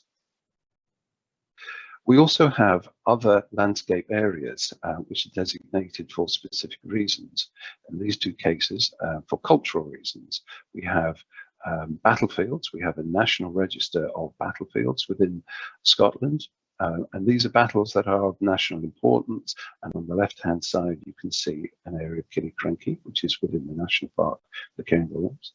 And on the right-hand side, you can see an historic designed landscape. This is where one was deliberately designed around one of the big houses. And we have about 20 or 30 design landscapes within the national park. This one is Balmoral, which is the Queen's holiday home. So how do we work with designations? Once we have a designation, we have to establish the baseline character for the designation. And in order to do that, we assess the landscape character and the special landscape qualities. And I'll explain why these differ in a minute. Special landscape qualities are only used within national parks and national scenic areas only, not other designations. Now, each designation is then described in accordance with this baseline study, so that they're consistent and we can identify that they're a coherent area. And then policies for each designation are created at the national and local level to ensure that these landscape characters and the special qualities are conserved and enhanced. And this policy is taken up either through the Scottish Government, through their national planning plans, through ourselves, through the National Park Plan, which is a strategic document for the management of the plan, or through local authorities where they abut onto the national park or even overlap with this. Now that means that once we have policies in place, that any regulated landscape change is judged against these policy tests using specific assessment tools. Now these tools include landscape and visual impact assessment, special landscape qualities assessment methodology, and this is still in draft form, and wild land assessment, which is something I'll touch upon in a moment. Now, what is a regulated landscape change? And these include development such as housing or infrastructure, industry, but it also includes forestry, where we have felling and replanting and woodland expansion. And it also, to some extent, includes farming and other land management. And this is going to become more significant as we tackle climate change. So what is a landscape character assessment? This is a tool that we've used in the UK for the last 20, 25 years. And it's a way of describing landscape and assessing areas of the same landscape character. So we put a line around an area, and you'll see examples of that in some of Phil's presentation. And these are areas that have a coherent and unique identity, all of its type. In order to do these preparations, we use historical maps, we use current mapping, and nowadays we use GIS data, and of course, a very extensive online factual survey. So we take all of this data, and then you prepare a written description, which describes the physical elements that makes up the landscape and how they combine together to create the character of a particular area. And an assessment will define two things: landscape types, which are generic descriptions that may be found in several different places. We might describe these as a river valley or a wooded escarpment. And then character areas, which are location-specific descriptions that talk about the specific combination of physical elements that create its characteristic. These characteristics can include references to cultural heritage, as well as the natural elements. Now, these areas can be quite small, a few hectares or several hundred square kilometres. Now, within the Cairngorms, we have our own landscape character assessment. This is a screenshot from our website, and if you want to see more, you can go on to cairngorms.co.uk and you'll be able to find this. Each of the areas within the boundary of the park that you can see there in the green is one landscape character area. And for each of these areas, you'll have a written description, which is in the little pop-out box there. you can see they vary enormously in size. The larger ones tend to be the upland areas, which tend not to change over large areas, whereas in the straths, which are much more broken up by woodland and farmland and settlement, you'll see that they tend to be much smaller. Now, a relatively new tool for us is special landscape qualities. And this derives from a methodology that our National Conservation Agency created in 2010. Our report was done in 2010 at the same time, and it takes a professional view of the human responses to the landscape of a national park. Now, that's quite different from looking at the physical elements, although it does include reference to physical elements. It talks about how we as people will respond to it, how we feel about a place. And consequently, it uses a very subjective language to explain how a landscape is felt and understood and valued, rather than just a physical description. Now, we're at the moment working on a new version of our special landscape qualities, which focuses on the experiences of local communities and communities of interest, walkers and fishermen, and people who work in the landscape, to get their view. So it takes it out of the realm of professional assessment into something that's a little bit more democratic, perhaps. Now, our special landscape qualities are currently also on the website. And here is a few examples of the sorts of things that you can see there as kind of descriptions. Under each of these headings, there will be a description of why this is a special landscape qualities. And you can see it covers quite a wide variety of things, like the way that landscapes sit together, or this huge scale of the landscapes and how that makes us feel. But it also includes sound and the dark skies we have at night. The royal connection, for example, which is very distinctive in the Cairngorms, and wildness, which is a particularly important one for the national park. This is a map of wildness, and you'll see the underlying map has got a graduated tone from brown to darker green. The darkest green is our most wild areas, which, not surprising, are our uplands and mountain areas. And then the browns tend to be more settled landscapes. And you can see an example in the two little circular illustrations that I've added there. We have to remember this is a Cairngorm scale. So even our least wild areas, to many people who live in big cities, that would actually look quite wild, relatively speaking. The green hatched area in the middle is work that our NatureScot did latterly, using a national assessment based upon the tool that we developed for the Cairngorms. So they mapped the whole of Scotland for wildness. They then identified the most wild areas and then put a line around it. And that's what you see there. This is the national wild land areas imposed upon our map of wildness. And I'm glad to say they fit quite neatly, which is a relief. It means we got it right. So how does it work in practice? I should just spend a few minutes talking about how we take designations and use them in real life situations. So the first case study is the Beaulieu to Denny transmission line, a national strategic electric transmission line, 400 kilovolt line. It was a very long process back in 2008, where planning started. 5-year planning process, and involved a 6-month public inquiry. This is where members of the public can stand up and object. And then the landscape character assessments were at the heart of this process, looking how it would affect the landscapes of the national park and how significant was that. The proposal was to replace 40 kilometers of existing pylon line with a pylon line that was about twice the height. And in the end, the plan was approved, despite having 17,000 objections. And the principal reason it was of outstanding national importance to have this strategic line going through this area. And it clips the edge of the national park. Now, the mitigation for the national park was through the removal and replacement of other lines. Some of the existing power lines was redundant, and some of it was still needed, but could be undergrounded. So a lot of this was done, and in the end, we've had about 110 kilometers of pylon line undergrounded or removed. So on balance, though we have 40 kilometers of new pylon line, we've lost more than half of the total pylon line that we had. So as a way of compensating for the presence of the new line. And as you can see here, this is what it kind of looks like now. Don't worry about the road, that's subject to another application, more infrastructure. You can see these dominate the landscape. But in other areas, we've had them taken out.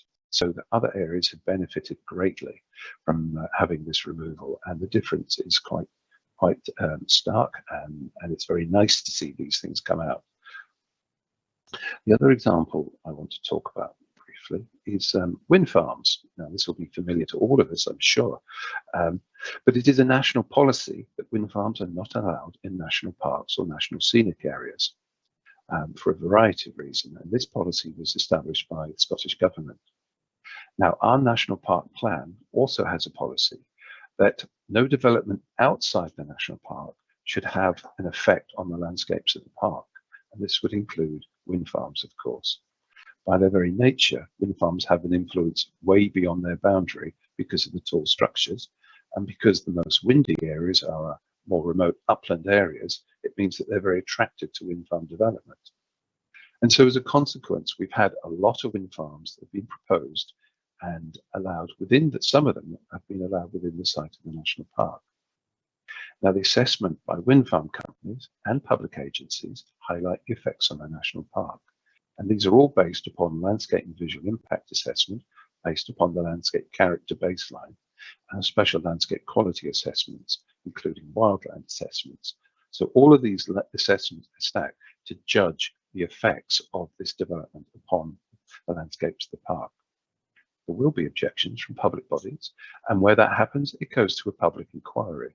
In addition, many local people object to these things as well. They can be very contentious. And the outcomes vary, with some being permitted and some are refused. This is a map that shows you the number of applications we've had to wind farms around the edge of the national park. The ones in blue are already built, although this map is actually about 5 years out of date. I couldn't find a more up-to-date one. The ones in pink have been approved and will be built. Some of them have been by now. The ones in red are application. Again, some of those have been approved, some of them have not. The one on that encroaches into the park was refused because it came into the national park, and that was deemed to be not acceptable. So that one was actually refused. So you can see that the national park has quite a number of wind farms on the very edge of the boundary of the park. And as you can see, a very familiar site. Where we have a landscape that's open, there are no clear boundaries, so it might appear to be in the national park. But the physical presence, the fact that they move, and the colour all have an effect on the way that the landscape is perceived. So it's the special qualities, the perception of landscape. Doesn't mean to say we're against wind turbines, though, and this is one that we actually approved ourselves near one of our ski resorts. And this was probably, I think this is the largest wind turbine that has been approved by a national park authority in the UK. It's about 48 meters high, so not very big in terms of wind turbines, but it does demonstrate that we place a lot of value on renewable energy. And we allowed this one because the visibility was very constrained by its location. And it was put forward by the ski centre itself. And this actually helps them maintain the profitability because they can sell the electricity back to the national grid when they're not using it to run their ski tows. We have other developments, of course, within the national park, quite a variety, with 18,000 people and a dozen communities of various sizes. We have lots of development. These are affordable social housing within a woodland setting. We also have Woodland Expansion as an example of a different kind of landscape change. And with climate change, woodland expansion has become a big issue. The areas you see here in blue and in orange are areas where we could put trees. And this is part of our management plan to see how this could happen. So how do we know? Very briefly, round up, how do we know if we're getting it right? We have a system of monitoring landscape change. This is done through a photo post project and through looking at maps, but we are developing a new approach which uses the special landscape qualities using GIS mapping to see if the landscape qualities are slowly changing as changes happen in the landscape. And with climate change and a lot of pressure for all sorts of change to happen, this is going to become a more important issue. So our photo post, again, you can see this on our website, is, as the illustration shows, repeat photographs from the same point to see if those viewpoints change over time. And this is a citizen science project. We invite people from any community and walkers and holidaymakers to come and take a photo from that point any time of the year and upload it to our website. And then we can see over time how this changes. And just a reminder, this is Tom and Tell from about 1900. And this is the same view today. So yeah, it changes, perhaps not a lot, but that's kind of how people like it. So this is why change is very important to monitor. So I shall finish there. If anyone has any questions, I shall be very happy to answer them. Thank you, Matthew, very much. We also have questions here, and we have more questions about landscape management and landscape protection. So firstly, I will go with the question about the aesthetic values of a landscape. So as I understand from your presentation, you are managing also the aesthetic value of a landscape. And are you assessing this value also and monitoring as well? Yes, the natural beauty, as the expression that we use in the UK for national parks and areas of outstanding natural beauty by their implication. So natural beauty is part of that equation. It's a relatively subjective issue, and of course it means that things that we judge this by reference to the landscape character assessment, how beautiful a place looks, usually how coherent the elements are, how consistent they are, generally means that an area will have a strong identity and more beauty. So we will judge this when a development comes in to see if it will change those elements and therefore either improve or not improve the natural beauty of the place. Natural beauty would be included for traditional settlements where we have stone buildings and things like that. And again, these things are a big subject of conversation. Okay, thank you. And there's another question about the methodology, about the assessment plans, and who is actually responsible for preparing these evaluation methodologies and approving them? The landscape character assessments are done by the National Park Authority. We will usually put those out to contract and manage those contracts. Where we have developments that might affect the landscape character, sometimes the proposer will get an independent consultant to do the assessment. We will always read that assessment and see if we agree with it. If we don't, we might do one ourselves, just to show that there's another way of looking at it. So it depends on the situation, how that works. But usually we would expect the applicant who wants to make a change to prepare the assessment on the effects of that change, so that the public sector is not burdened with the cost of doing that. Okay, thank you. And there is another question very specific also to the answer which you just said.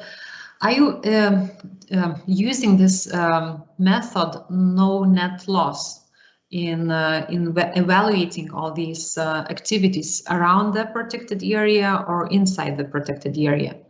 So about this no net loss, maybe we have practice. The no net loss, I mean, we use that expression for biodiversity, of course. We don't tend to use it for landscape as such, because it's quite hard to, you have to have mitigation in order to offset some of the negative effects, as I was talking about with the power line. The power line came through. It wasn't good for the landscape of that particular area, but because we lost so much more pylon line through the park, on the whole, the park benefited from that development. We would probably take, we tend to take a similar approach to biodiversity as well, whereas we're expecting where there is a development, where it has an impact on some habitats and species, we would expect that to be mitigated, and we will look for ways of doing that. Of course, some species are not, you can't mitigate for. If it is ancient woodland, you can't recreate ancient woodland, and therefore there would be no development allowed in ancient woodland. Not all of our woodland is ancient in that sense. We use that term very specifically in Scotland and England. But it's an example of a habitat that we would almost certainly not allow development in because it's irreplaceable. Thank you. And there's another question about buffer zones. For example, here in Lithuania, we do have buffer zones, and when you show the map of wind farm boundaries, there was a boundary of plus 15 kilometers. As I understand, it's not a buffer zone, it's just for making analysis of GS. We were told by the Scottish government that they didn't like buffer zones because it was very simple. If we'd have said, right, around 15 kilometers around every national scenic area and every national park, you can't have wind farms, as you can see from the maps of both, there would be very little area for wind energy, which is important. So whilst we put that 15K line around it, that really gives us an indication of how close. Clearly, the nearer a wind farm is to the boundary of the park, potentially the more significant it is. But it's not always the case. Where you have a landform that goes up and down a great deal, it's not true that something very close automatically has a worse effect. You have to look at each case one at a time for its own particular characteristics. In some cases, and I can think of one example on a wind farm that's only 5 kilometers from the national park, you can hardly see it.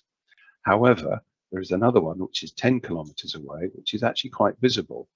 And so it's not easy to have a buffer zone for landscape because it changes so much. And so you really have to look at them on a case-by-case example.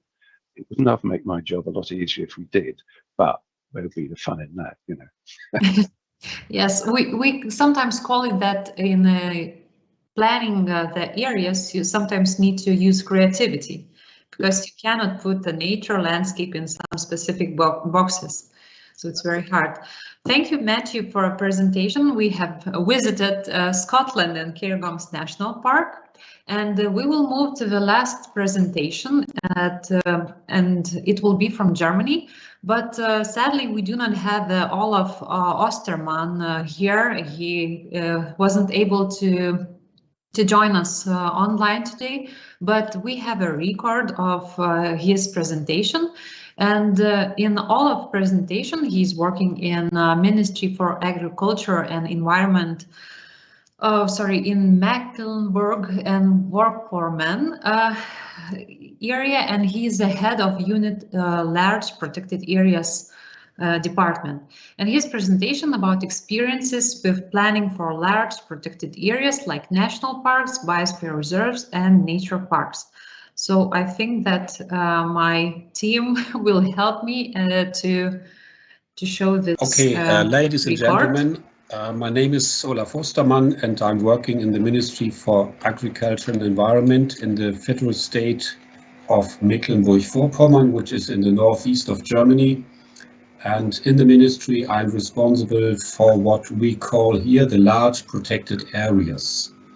And when I'm speaking about large protected areas, I mean the three categories: national parks, UNESCO biosphere reserves, and nature parks. Now, Germany is a federal state, a federal country with a federal organization. And that means that not the federal government is responsible for protected areas and for nature conservation, but each of the 16 different federal states in Germany are responsible for their own protected areas.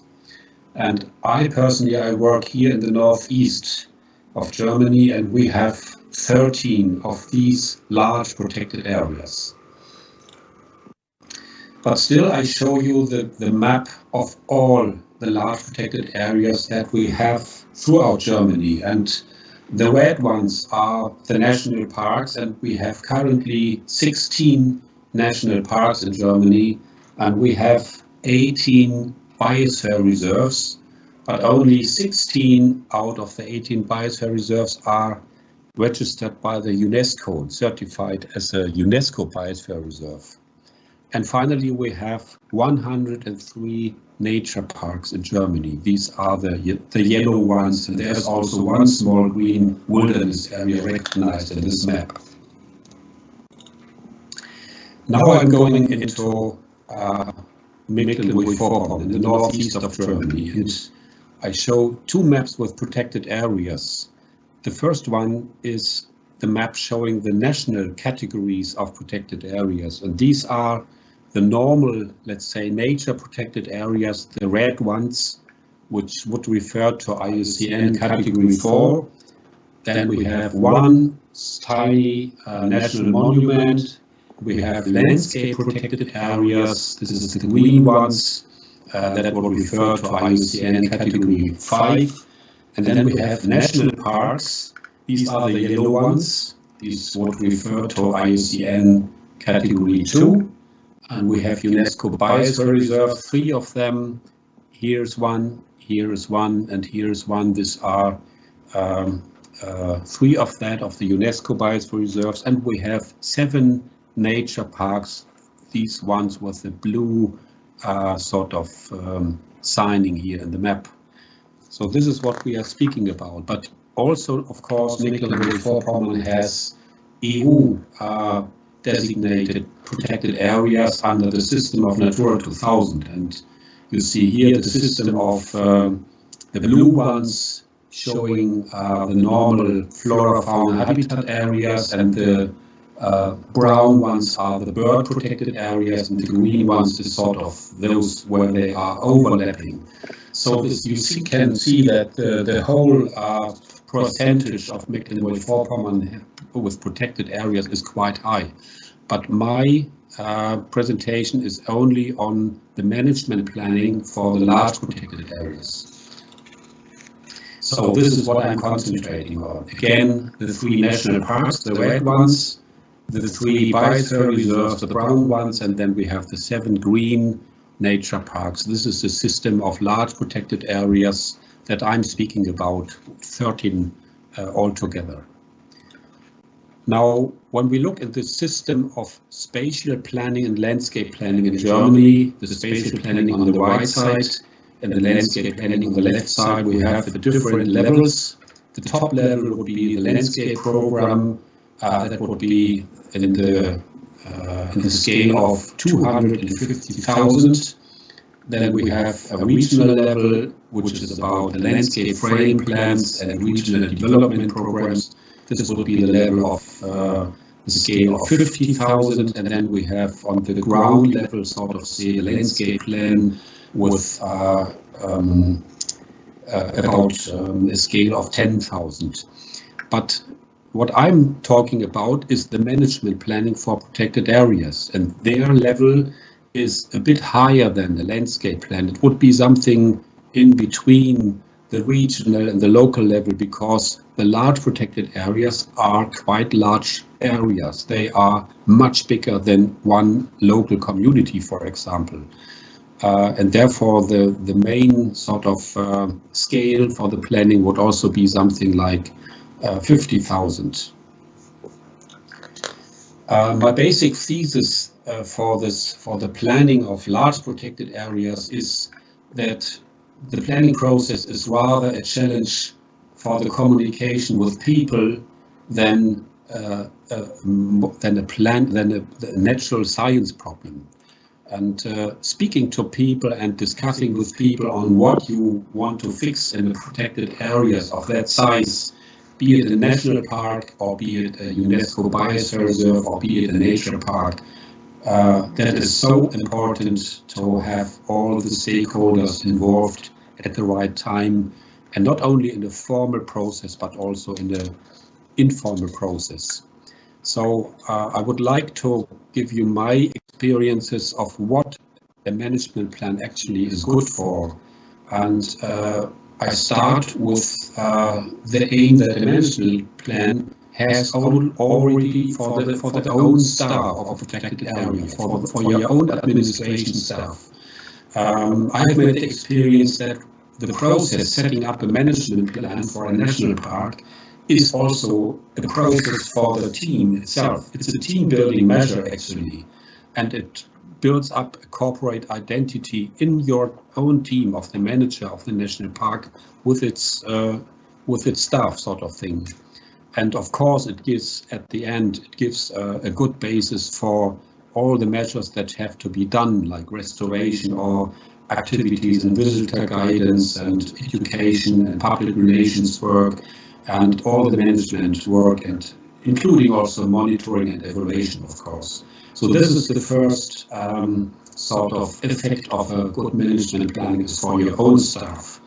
Then, of course, the management plan is necessary for all the other responsible authorities and institutions and stakeholders that you have in your protected area or maybe in the region, because those who are responsible, maybe other authorities that are responsible for traffic in your national park, or that are responsible for land use decision or for construction or for tourism decisions in your nature park. So this is, of course, a very important group of people for them to do a management plan. And the next one is, of course, that also the management plan has a message to your superior authorities, your bosses actually. Maybe if you are working in a regional protected area, you have a ministry that is giving support to you or giving resources to you or not, and you have politicians that are deciding about the national park or the biosphere reserve, then the management plan is also a very important tool to tell them and to give them a ground for what you need for staff, how many resources do you need for equipment, and so on and so on. But also, of course, the management plan is depending on what the politicians are giving to you, like, for example, the legal basis. There should be a good legal basis for every protected area, and that is, of course, something which has to be there before you set up the management plan. But the management plan can, after you do it, create a lot of political awareness and hopefully a positive political awareness if the process of management planning is running well, and if people have a good feeling that they have been involved and that they understand the aims and objectives of the protected area, and that they are the participation process have been running well. And finally, of course, the management plan is good for those who are directly affected, maybe landowners inside your protected area. For them and also for the general public, it is very necessary that the management plan is giving them the feeling of transparency, and that it is the process is creating a feeling of trust, a trust between those people affected by the protected areas and by those who manage it. Now, when we have done our management plan, for example, for one of our national parks, here is an example, it's the Mures National Park. This is how it is looking, the final version when it has been printed. But actually, it is not only one book or piece of paper or one brochure, but it is actually a plan which is set together from 3 different modules. And this is something which we created as a philosophy for our management planning that I would like to explain to you. These 3 modules are, first of all, sort of a small booklet which is only having an analysis, which is only listing up a lot of data and facts and giving some evaluations maybe about the national park. But the second book, for example, which is the smallest one, but it's the most important, it is like a small brochure. It is giving the vision and the objectives. And then there is a third sort of part, a third module, which is actually a big list of those activities and projects that need to be implemented in order to achieve the objectives. So these three different things are produced separately from each other. So they are physically three different things that you have in hand, but of course they have to be developed together because they are connected with each other. And to show why we do this in this way, I have created this graphic which shows that the vision and the objectives is something which has a very long duration. You would normally not change the vision and the objectives of the national park in terms of 10 years or so. It should be a very long-lasting. Objectives of a national park should be very long-lasting. And but maybe the sub-objectives, where you become a bit more precisely, they might be at least might have a validity for maybe 5 years or something. And finally, the single activities and projects that you want to carry out in order to achieve the objectives are so much dependent on who is doing what in a year or maybe in the next year, which funding possibilities do you have, and so on and so on. Many things you can't foresee. So they are changing quite often, and you might have to renew these every 2 to 5 years or something. This is showing that the duration is this way, but the intensity of preciseness and participation is the other way around. I hope you understand what I want to say with this graphic. We believe that management planning is an ongoing process, which means that actually I have made the experience that the most important part of the setting up of a management plan is when you have a draft and you discuss it. I mean, you're setting up a draft with local stakeholders, and you discuss why you want to have this objective or that objective. What is your legal basis? What is your flexibility in achieving the objectives? And this process, when there is an intensive discussion with your stakeholders, because once you finalize it and all say, well, yes, now we agree to the management plan, for example, after 2 years or so, then my experience at least is that how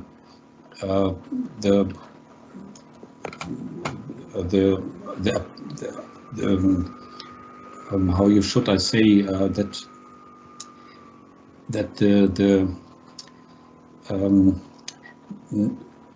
no one again after the setting up process will be so intensive than the process itself, if you understand what I mean.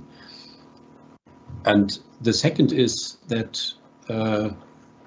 it is almost as important to start with an informal process. Invite the people that you want to check your objectives and measures with, and give them the feeling that you are open for their ideas and open to get them involved into the achievements of the objectives of the national park before you start into a formal process. If you only make a formal process, then you will have much more difficulties in being understood why you want to do some things or why certain things in your national park are not allowed. So this is pictures showing how we have these working groups set up. So our processes for setting up a management plan for a nature park or a national park usually have been needed about 2 years.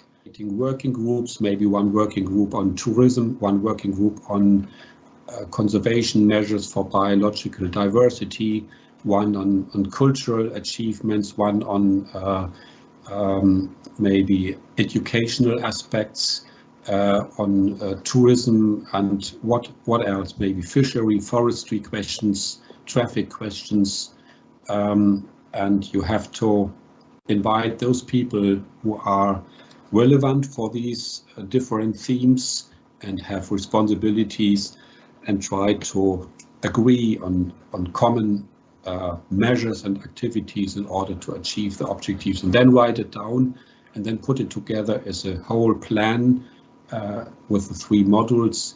And after that, hopefully, then you have a management plan that you can call a regional consensus. And that would be a very good result to present to your politicians when you can say, well, for this large protected area, we have a regional consensus, and this is what we're all finally agreed on.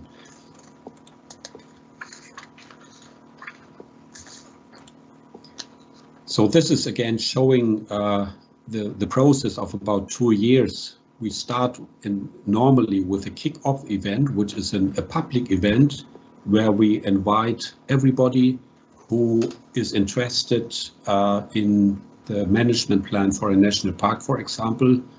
And in this kick-off event, we ask the people to split up in working groups if they want and if they are interested.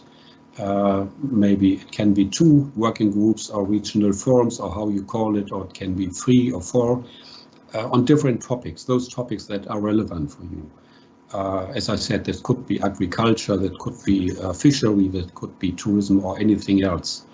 And then it is sort of a time of about a year, maybe, or maybe a bit more. We have sometimes 10 meetings in each of the forums until finally it was possible to come to a sort of agreement. And then we put it together as a draft. And this draft is then given into a formal stakeholder participation. This is already at the end of year 2. And the formal participation is only maybe something which is about maybe 1 or 2 months. And then you collect the formal answers and positions from those, and then you can finalize the plan. And then at the end is a final event where you present the final sort of management plan for the national park or the nature park or the biosphere reserve.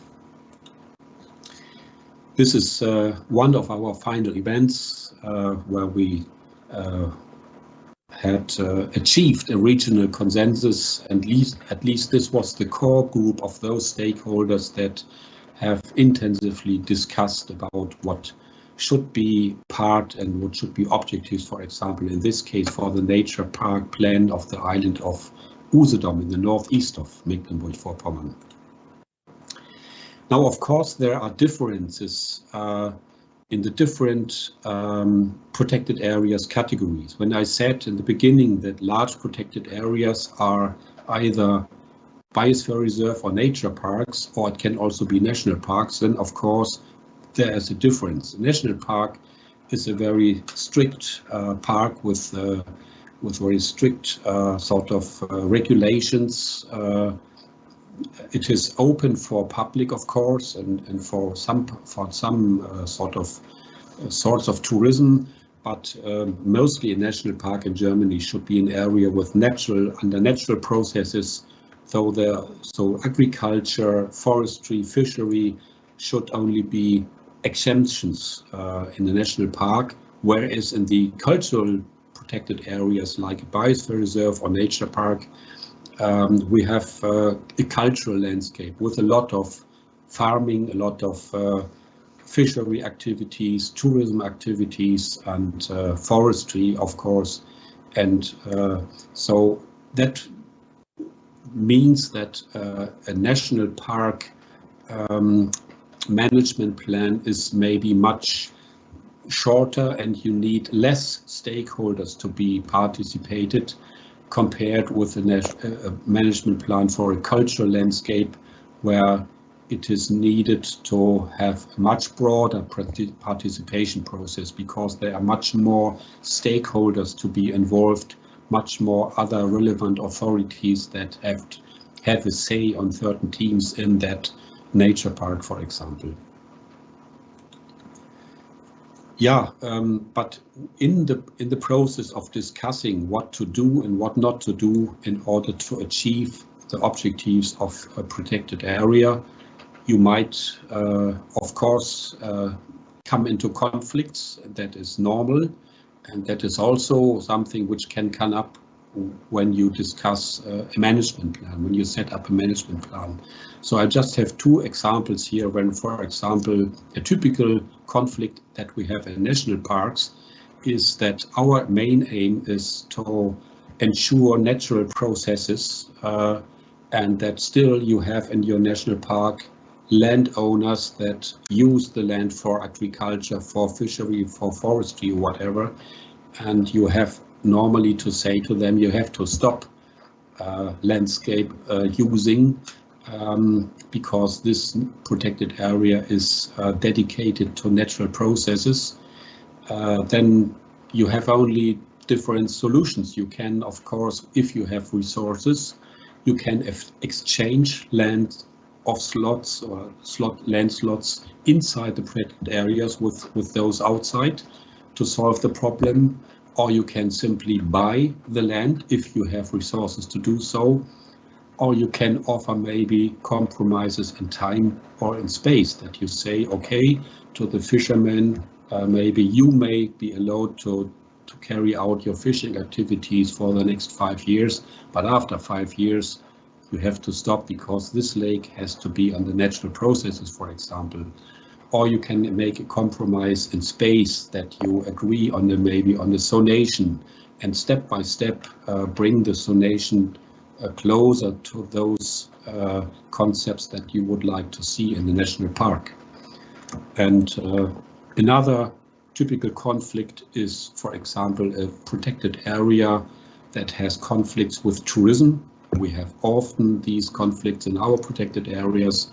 And then, of course, you have solutions to maybe to set up a traffic concept where you try to find with those who are responsible for trapping, for car parks, for roads, for railway lines, for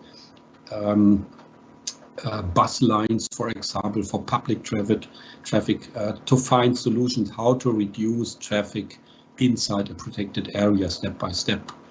Or you can have maybe solutions in terms of a visitor guidance concept where you say, okay, we have a high tourism in our protected area, but we want to save those parts of the protected area which are highly sensitive, maybe because of certain species or habitat types that are highly sensitive, that have a high sensibility. So then you can, of course, make a visitor guidance concept where you attract people to those parts of the protected area that are not so sensible. For example, with a watchtower or walking trails or whatever, and save out those parts that have a higher sensibility.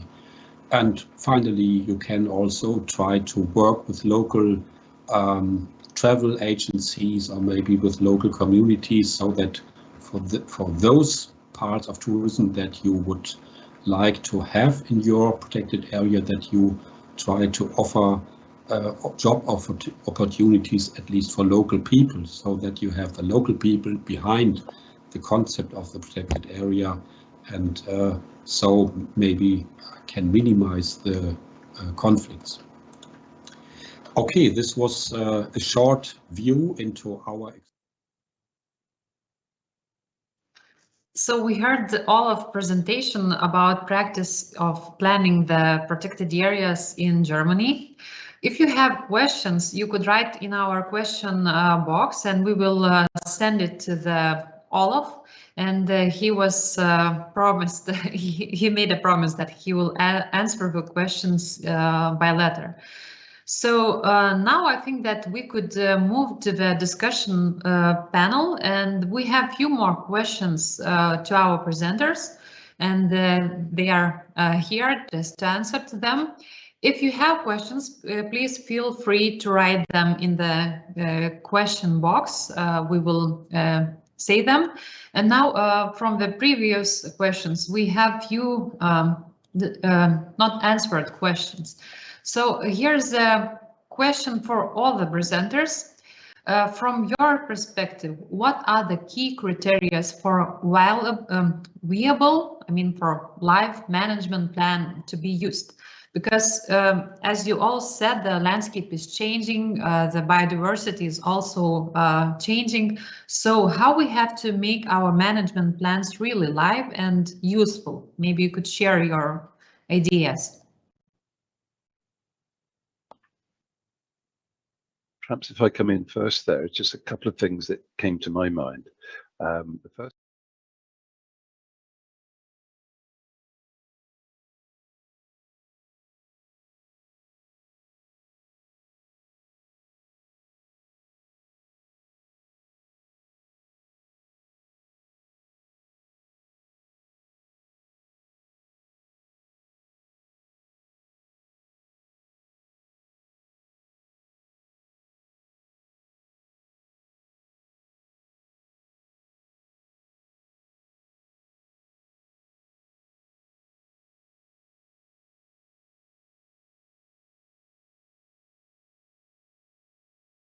Something?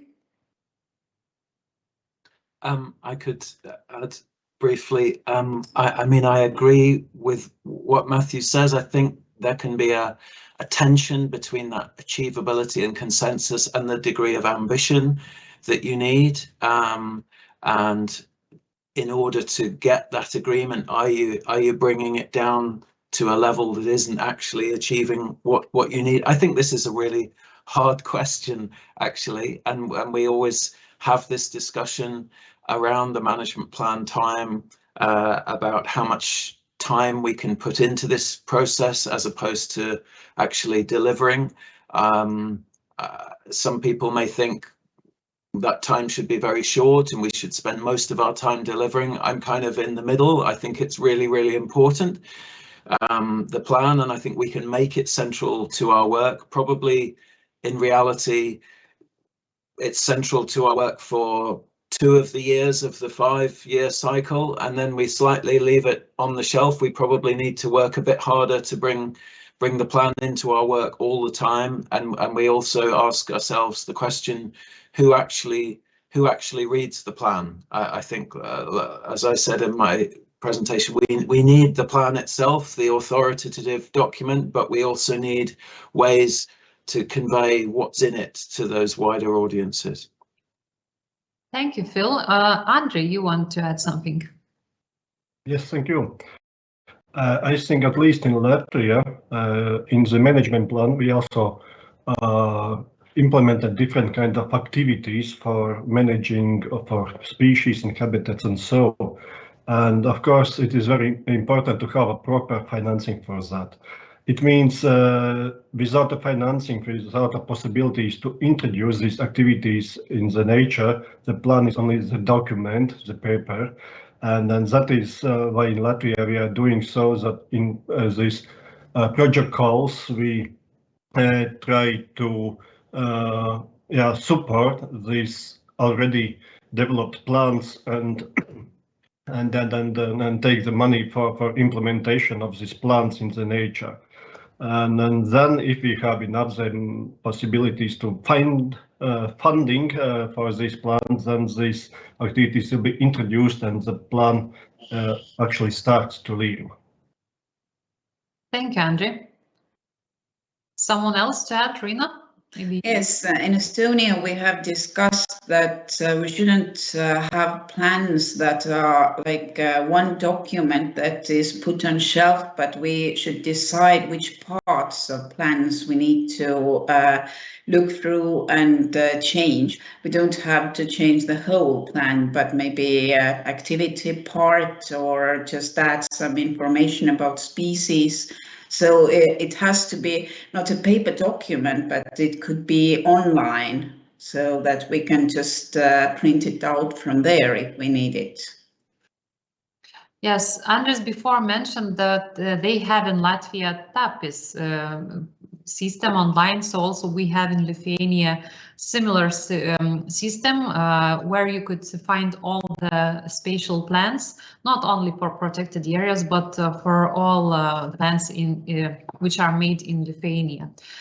Okay, one more question is here for Andres. Does the national park plan have direct relation with local government spatial plans, whether the boundaries of a protected territory are determined by a spatial planning document? Yes, in Latvia, the boundaries for national parks are determined in a law, and boundaries for nature parks, nature reserves, and other territories are defined in regulation of Cabinet of Ministers. But the special plan is a lever, lowest stage in this hierarchy. It means all these boundaries, all these requirements from law and then regulations of Cabinet of Ministers should be introduced in special plan. It's just a juridical this hierarchy of the documents. And of course, all these boundaries are available in our nature data system, and it is possible to download shape files and so on. But legally binding for boundaries comes from laws and then from Cabinet of Minister regulations for protected territories. Thank you, Andrei. I would like to ask Matthew and Phil about the boundaries. Is it a common thing to change the boundaries of protected areas in your country? I would say it's not commonly done. The Cairngorms National Park extended its boundaries in 2010. I think there was a recognition that the communities in that area to the south of the park felt that two things. I think they felt that they naturally belonged to the Cairngorms. They were a Cairngorm community. And I think they also felt that they were missing out on some of the economic advantages. When the park was created, that southern boundary followed a local authority boundary, not a natural boundary, and that was changed in 2010. That's quite unusual, although I know that Phil probably knows more about this than me. In the north of England, there were some boundary changes to a couple of national parks there as well. But on the whole, it's not common. It's not common at all. Yeah, I would agree. It doesn't happen very often. Our AONB was designated in 1958 and is unchanged. The Natural England, the body in England that would take those changes through, it's quite a complex legal process. They have a list for national parks and AONBs, and somebody calculated on the progress in recent years that this list would take over 100 years to get through. There has been a national review of national parks and AONBs recently, and one of the things they said was to make the process easier to change the boundaries. That would make it less than 100 years, but I think what they've forgotten that if they make the process easier, there will be more proposals come forward, like building a new road and getting more cars. So for us, we've made a firm decision for the time being not to do that. We're a small organisation; it would just take so much time and create a lot of arguments and not be helpful. Thank you. Rina, what about your experience? Because you're working in planning management department, and how is your opinion about changing the boundaries? Maybe we have to be strict on these boundaries which were made on 1971 and that's all? Yes, in Estonia, we are changing boundaries now all the time because we have new proposals and there are huge arguments how much land should we include in protected areas. So what we are doing now in Estonia, it is changing boundaries and arguing about these boundaries. Yeah, it's always about making smaller. Actually, I read the new IUCN term. It's like a way of counting protected areas. Downsizing, downgrading, and gazettement is a new way of see how the protected areas are changing. Are they reducing the boundaries, or are they reducing the level of protection? So even especially in Asia, in Africa, the protected areas have really big pressure on how to make these requirements lower. Okay. In Estonia, actually, I wanted to add that we have more protected areas now. We have enlarged the areas, and we are also enlarging zones. So we are making them stricter. So conservation zone is bigger. Okay, and probably these conservation zones is limited conservation areas is the same thing or not? Yes. Okay, because also there was a question about this, so conservation zones. And I have one question. It's really wide, and talking about the climate change, we could hear even especially now this week when COP26 is happening. So in which extent could and should climate change issues be considered and incorporated into management plans? Maybe you could answer. Matt, please. Yeah, I think in the last 5 years, all of the issues around climate change and biodiversity loss have become much more political, and they've addressed this more seriously. I think, you know, as scientists and specialists, we've been telling them this for 20 years, but they've just kind of caught up, really. Our next national park plan is almost entirely written around the needs to mitigate and adapt to climate change. So it's very profound the way that we're approaching this. We are sort of entering into a large programme of works, partly funded by the Scottish Government, partly funded by our National Lottery, which is all about looking at ways of mitigating for climate change. This includes work on farms, peatland restoration, woodland expansion, but it also includes mitigation for natural river restoration. We're looking to restore natural floodplains, for example, but also things like low carbon electric transportation. How do we get people around using low carbon technology? So it's quite all encompassing. So I would say it's been quite a profound effect. Thank you, Matthew. Phil, you wanted to add something? Yes, I mean, I would agree that it will and has to be central. If you look in the longer term, climate change is probably the biggest threat to our protected areas. I think it plays out differently according to the type of area. If you have a fairly small nature reserve, you may be looking at the carbon storage and nature-based solutions. In quite a large area like ours with transport and population, it's a quarter of our county. We have to look at land use, we have to look at renewable energy. we probably have some difficulties there in balancing up the landscape with kind of large solar farms or wind farms, but our area probably has to make that contribution in renewable energy, and I think we're kind of getting to grips with that. I was going to send Agne, I can send to you the convener of the Loch Lomond and Trossachs National Park has coordinated a global protected areas statement to COP26. I don't know how it was circulated, whether it reached Lithuania, but it's got signatories from some countries and inviting others.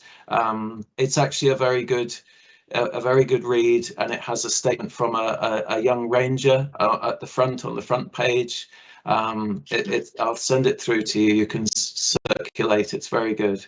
Okay, Phil, thank you very much. Also, we will share this information with our participants. Andrew, you would also like to add something? Yes, just from Latvia's experience, I can add that in some territories, during some special projects, we have developed this management plan together with ecosystem services or evaluation of ecosystem services. It means during the development of nature management plan, we recognize the territories with more valuable for not only for nature values, but also for other functions like air quality, mitigation of climate change, and so on. So I think it's a good tool to do that in several territories by using this ecosystem services approach. But yeah, it's extra expertise. It costs more money to make this expertise for ecosystem services and evaluation of ecosystem services, and that's why we did it only in several projects in several pilot territories. But I think it's a good tool. Thank you. Yes, ecosystem service now is on the top of nature conservation ideas. So I think that we do not have more questions. Oh, there's a remark. Hi, Phil. A great place is Shropshire Hills area of outstanding natural beauty. I wonder, have you solved the overcrowding of the car parking lot at Carding Mill Valley using planning tools? There's somebody there who knows our area. We're not a fantastically popular area, so we have the kind of 1 or 2 main honeypot sites. We have actually been after the lockdowns from COVID, we had an awful lot of visitors congregating in the same places as a lot of areas will have done. We have tried, with some limited success, a method with social media to indicate which parking areas have space. Our overall strategy for tourism is to try to spread people, because we do have this problem with the honeypot area. So it's not too bad. I wouldn't say it's completely solved. Okay, thank you, Phil. Yeah, the person really knows this area, but it's good actually to discuss and see how things are changing in protected areas. So I think that if we do not have any questions more, no, there's no questions. Maybe some of presenters would like to add something. If no, so I would like to show very short presentation. It will be a little bit focused to Lithuania because, as I mentioned in the beginning of the seminar, we are starting the new project of preparing the management plan for protected areas. And here in the map, you could see all state parks, like national parks and regional parks. And this year we are celebrating 30 years of celebration of 5 national parks, and then they were established 30 years ago. And next year we will celebrate 30 years of regional parks from their establishment. It's just a remark that next year we will invite you to visit our protected areas in Lithuania as well. So we will start this planning process, and we have a plan to prepare 3 small reserve management plans, like boundary plans we call it. And also we will work with 6 regional parks, like nature conservation parks, and we will review the management plans. The management plan actually contains the boundary plan and management plan, and these protected areas, they have management plans already, but it was made 10 years ago. So as Andre and Rina said, that we review the management plans and we trying to renew them. So next 2 years will be really big challenge to prepare the new management plan for all these territories. And also we have an ambition to establish new protected areas. Of course, it's sad that it's not national park as in Estonia, but it's a small reserves and 1 biosphere polygon, which is important for birds. So I hope on 2023 we will have new protected areas established. So next slide is a little bit more important for institutions and also for society who are invited to participate in this planning process. And in management plan, we will evaluate the landscape structure in the protected area. Also, we will evaluate the prepared nature management plans more to Natura 2000 areas. This year will be a little bit different from previous management plans, because now, according to the law of protected area, we have to involve cultural heritage measures in our protected area plans. And also we will have to prepare the plan for forest groups, for forest requirements. So these 2 challenges will be kind of tough to prepare the management plan and get all agreements from other institutions. So here is like an example of the management plan preparation. Actually, we last 18 months to prepare the management plan, but it's also just to prepare. The improvement sometimes takes a little bit more time, and sometimes your plan in reality looks a little bit different. But I do hope that our team will work very, very hard and we will have these management plans. What is also important, that our management plans are not prepared by our institution, the State Service for Protected Areas. It is, we always, according to the laws, we have to buy the procedures from the company which have to prepare these management plans. But I also invite you to participate in our management plan preparations, the participants who are now in this online seminar.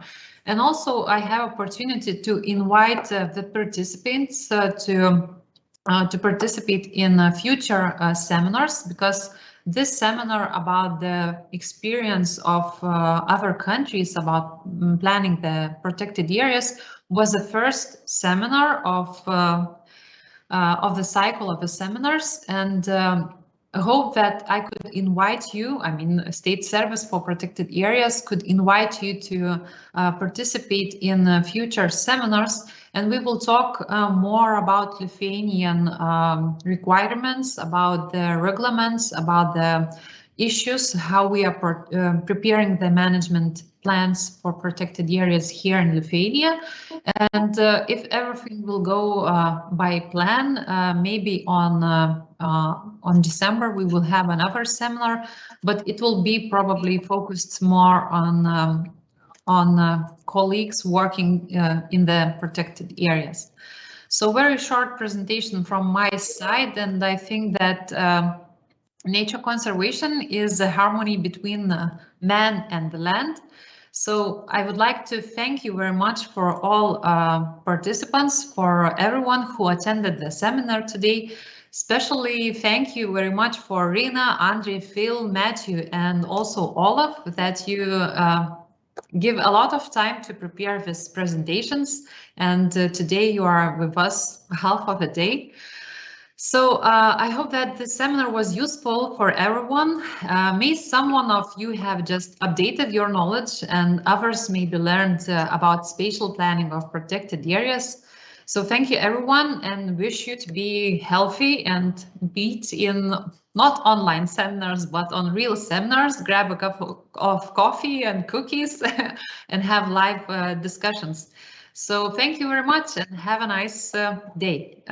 Also, just a technical remark, we will send the link to this online seminar, the record, and also we will send you some small questionnaire to ask you what we could improve on the next seminars. So thank you very much.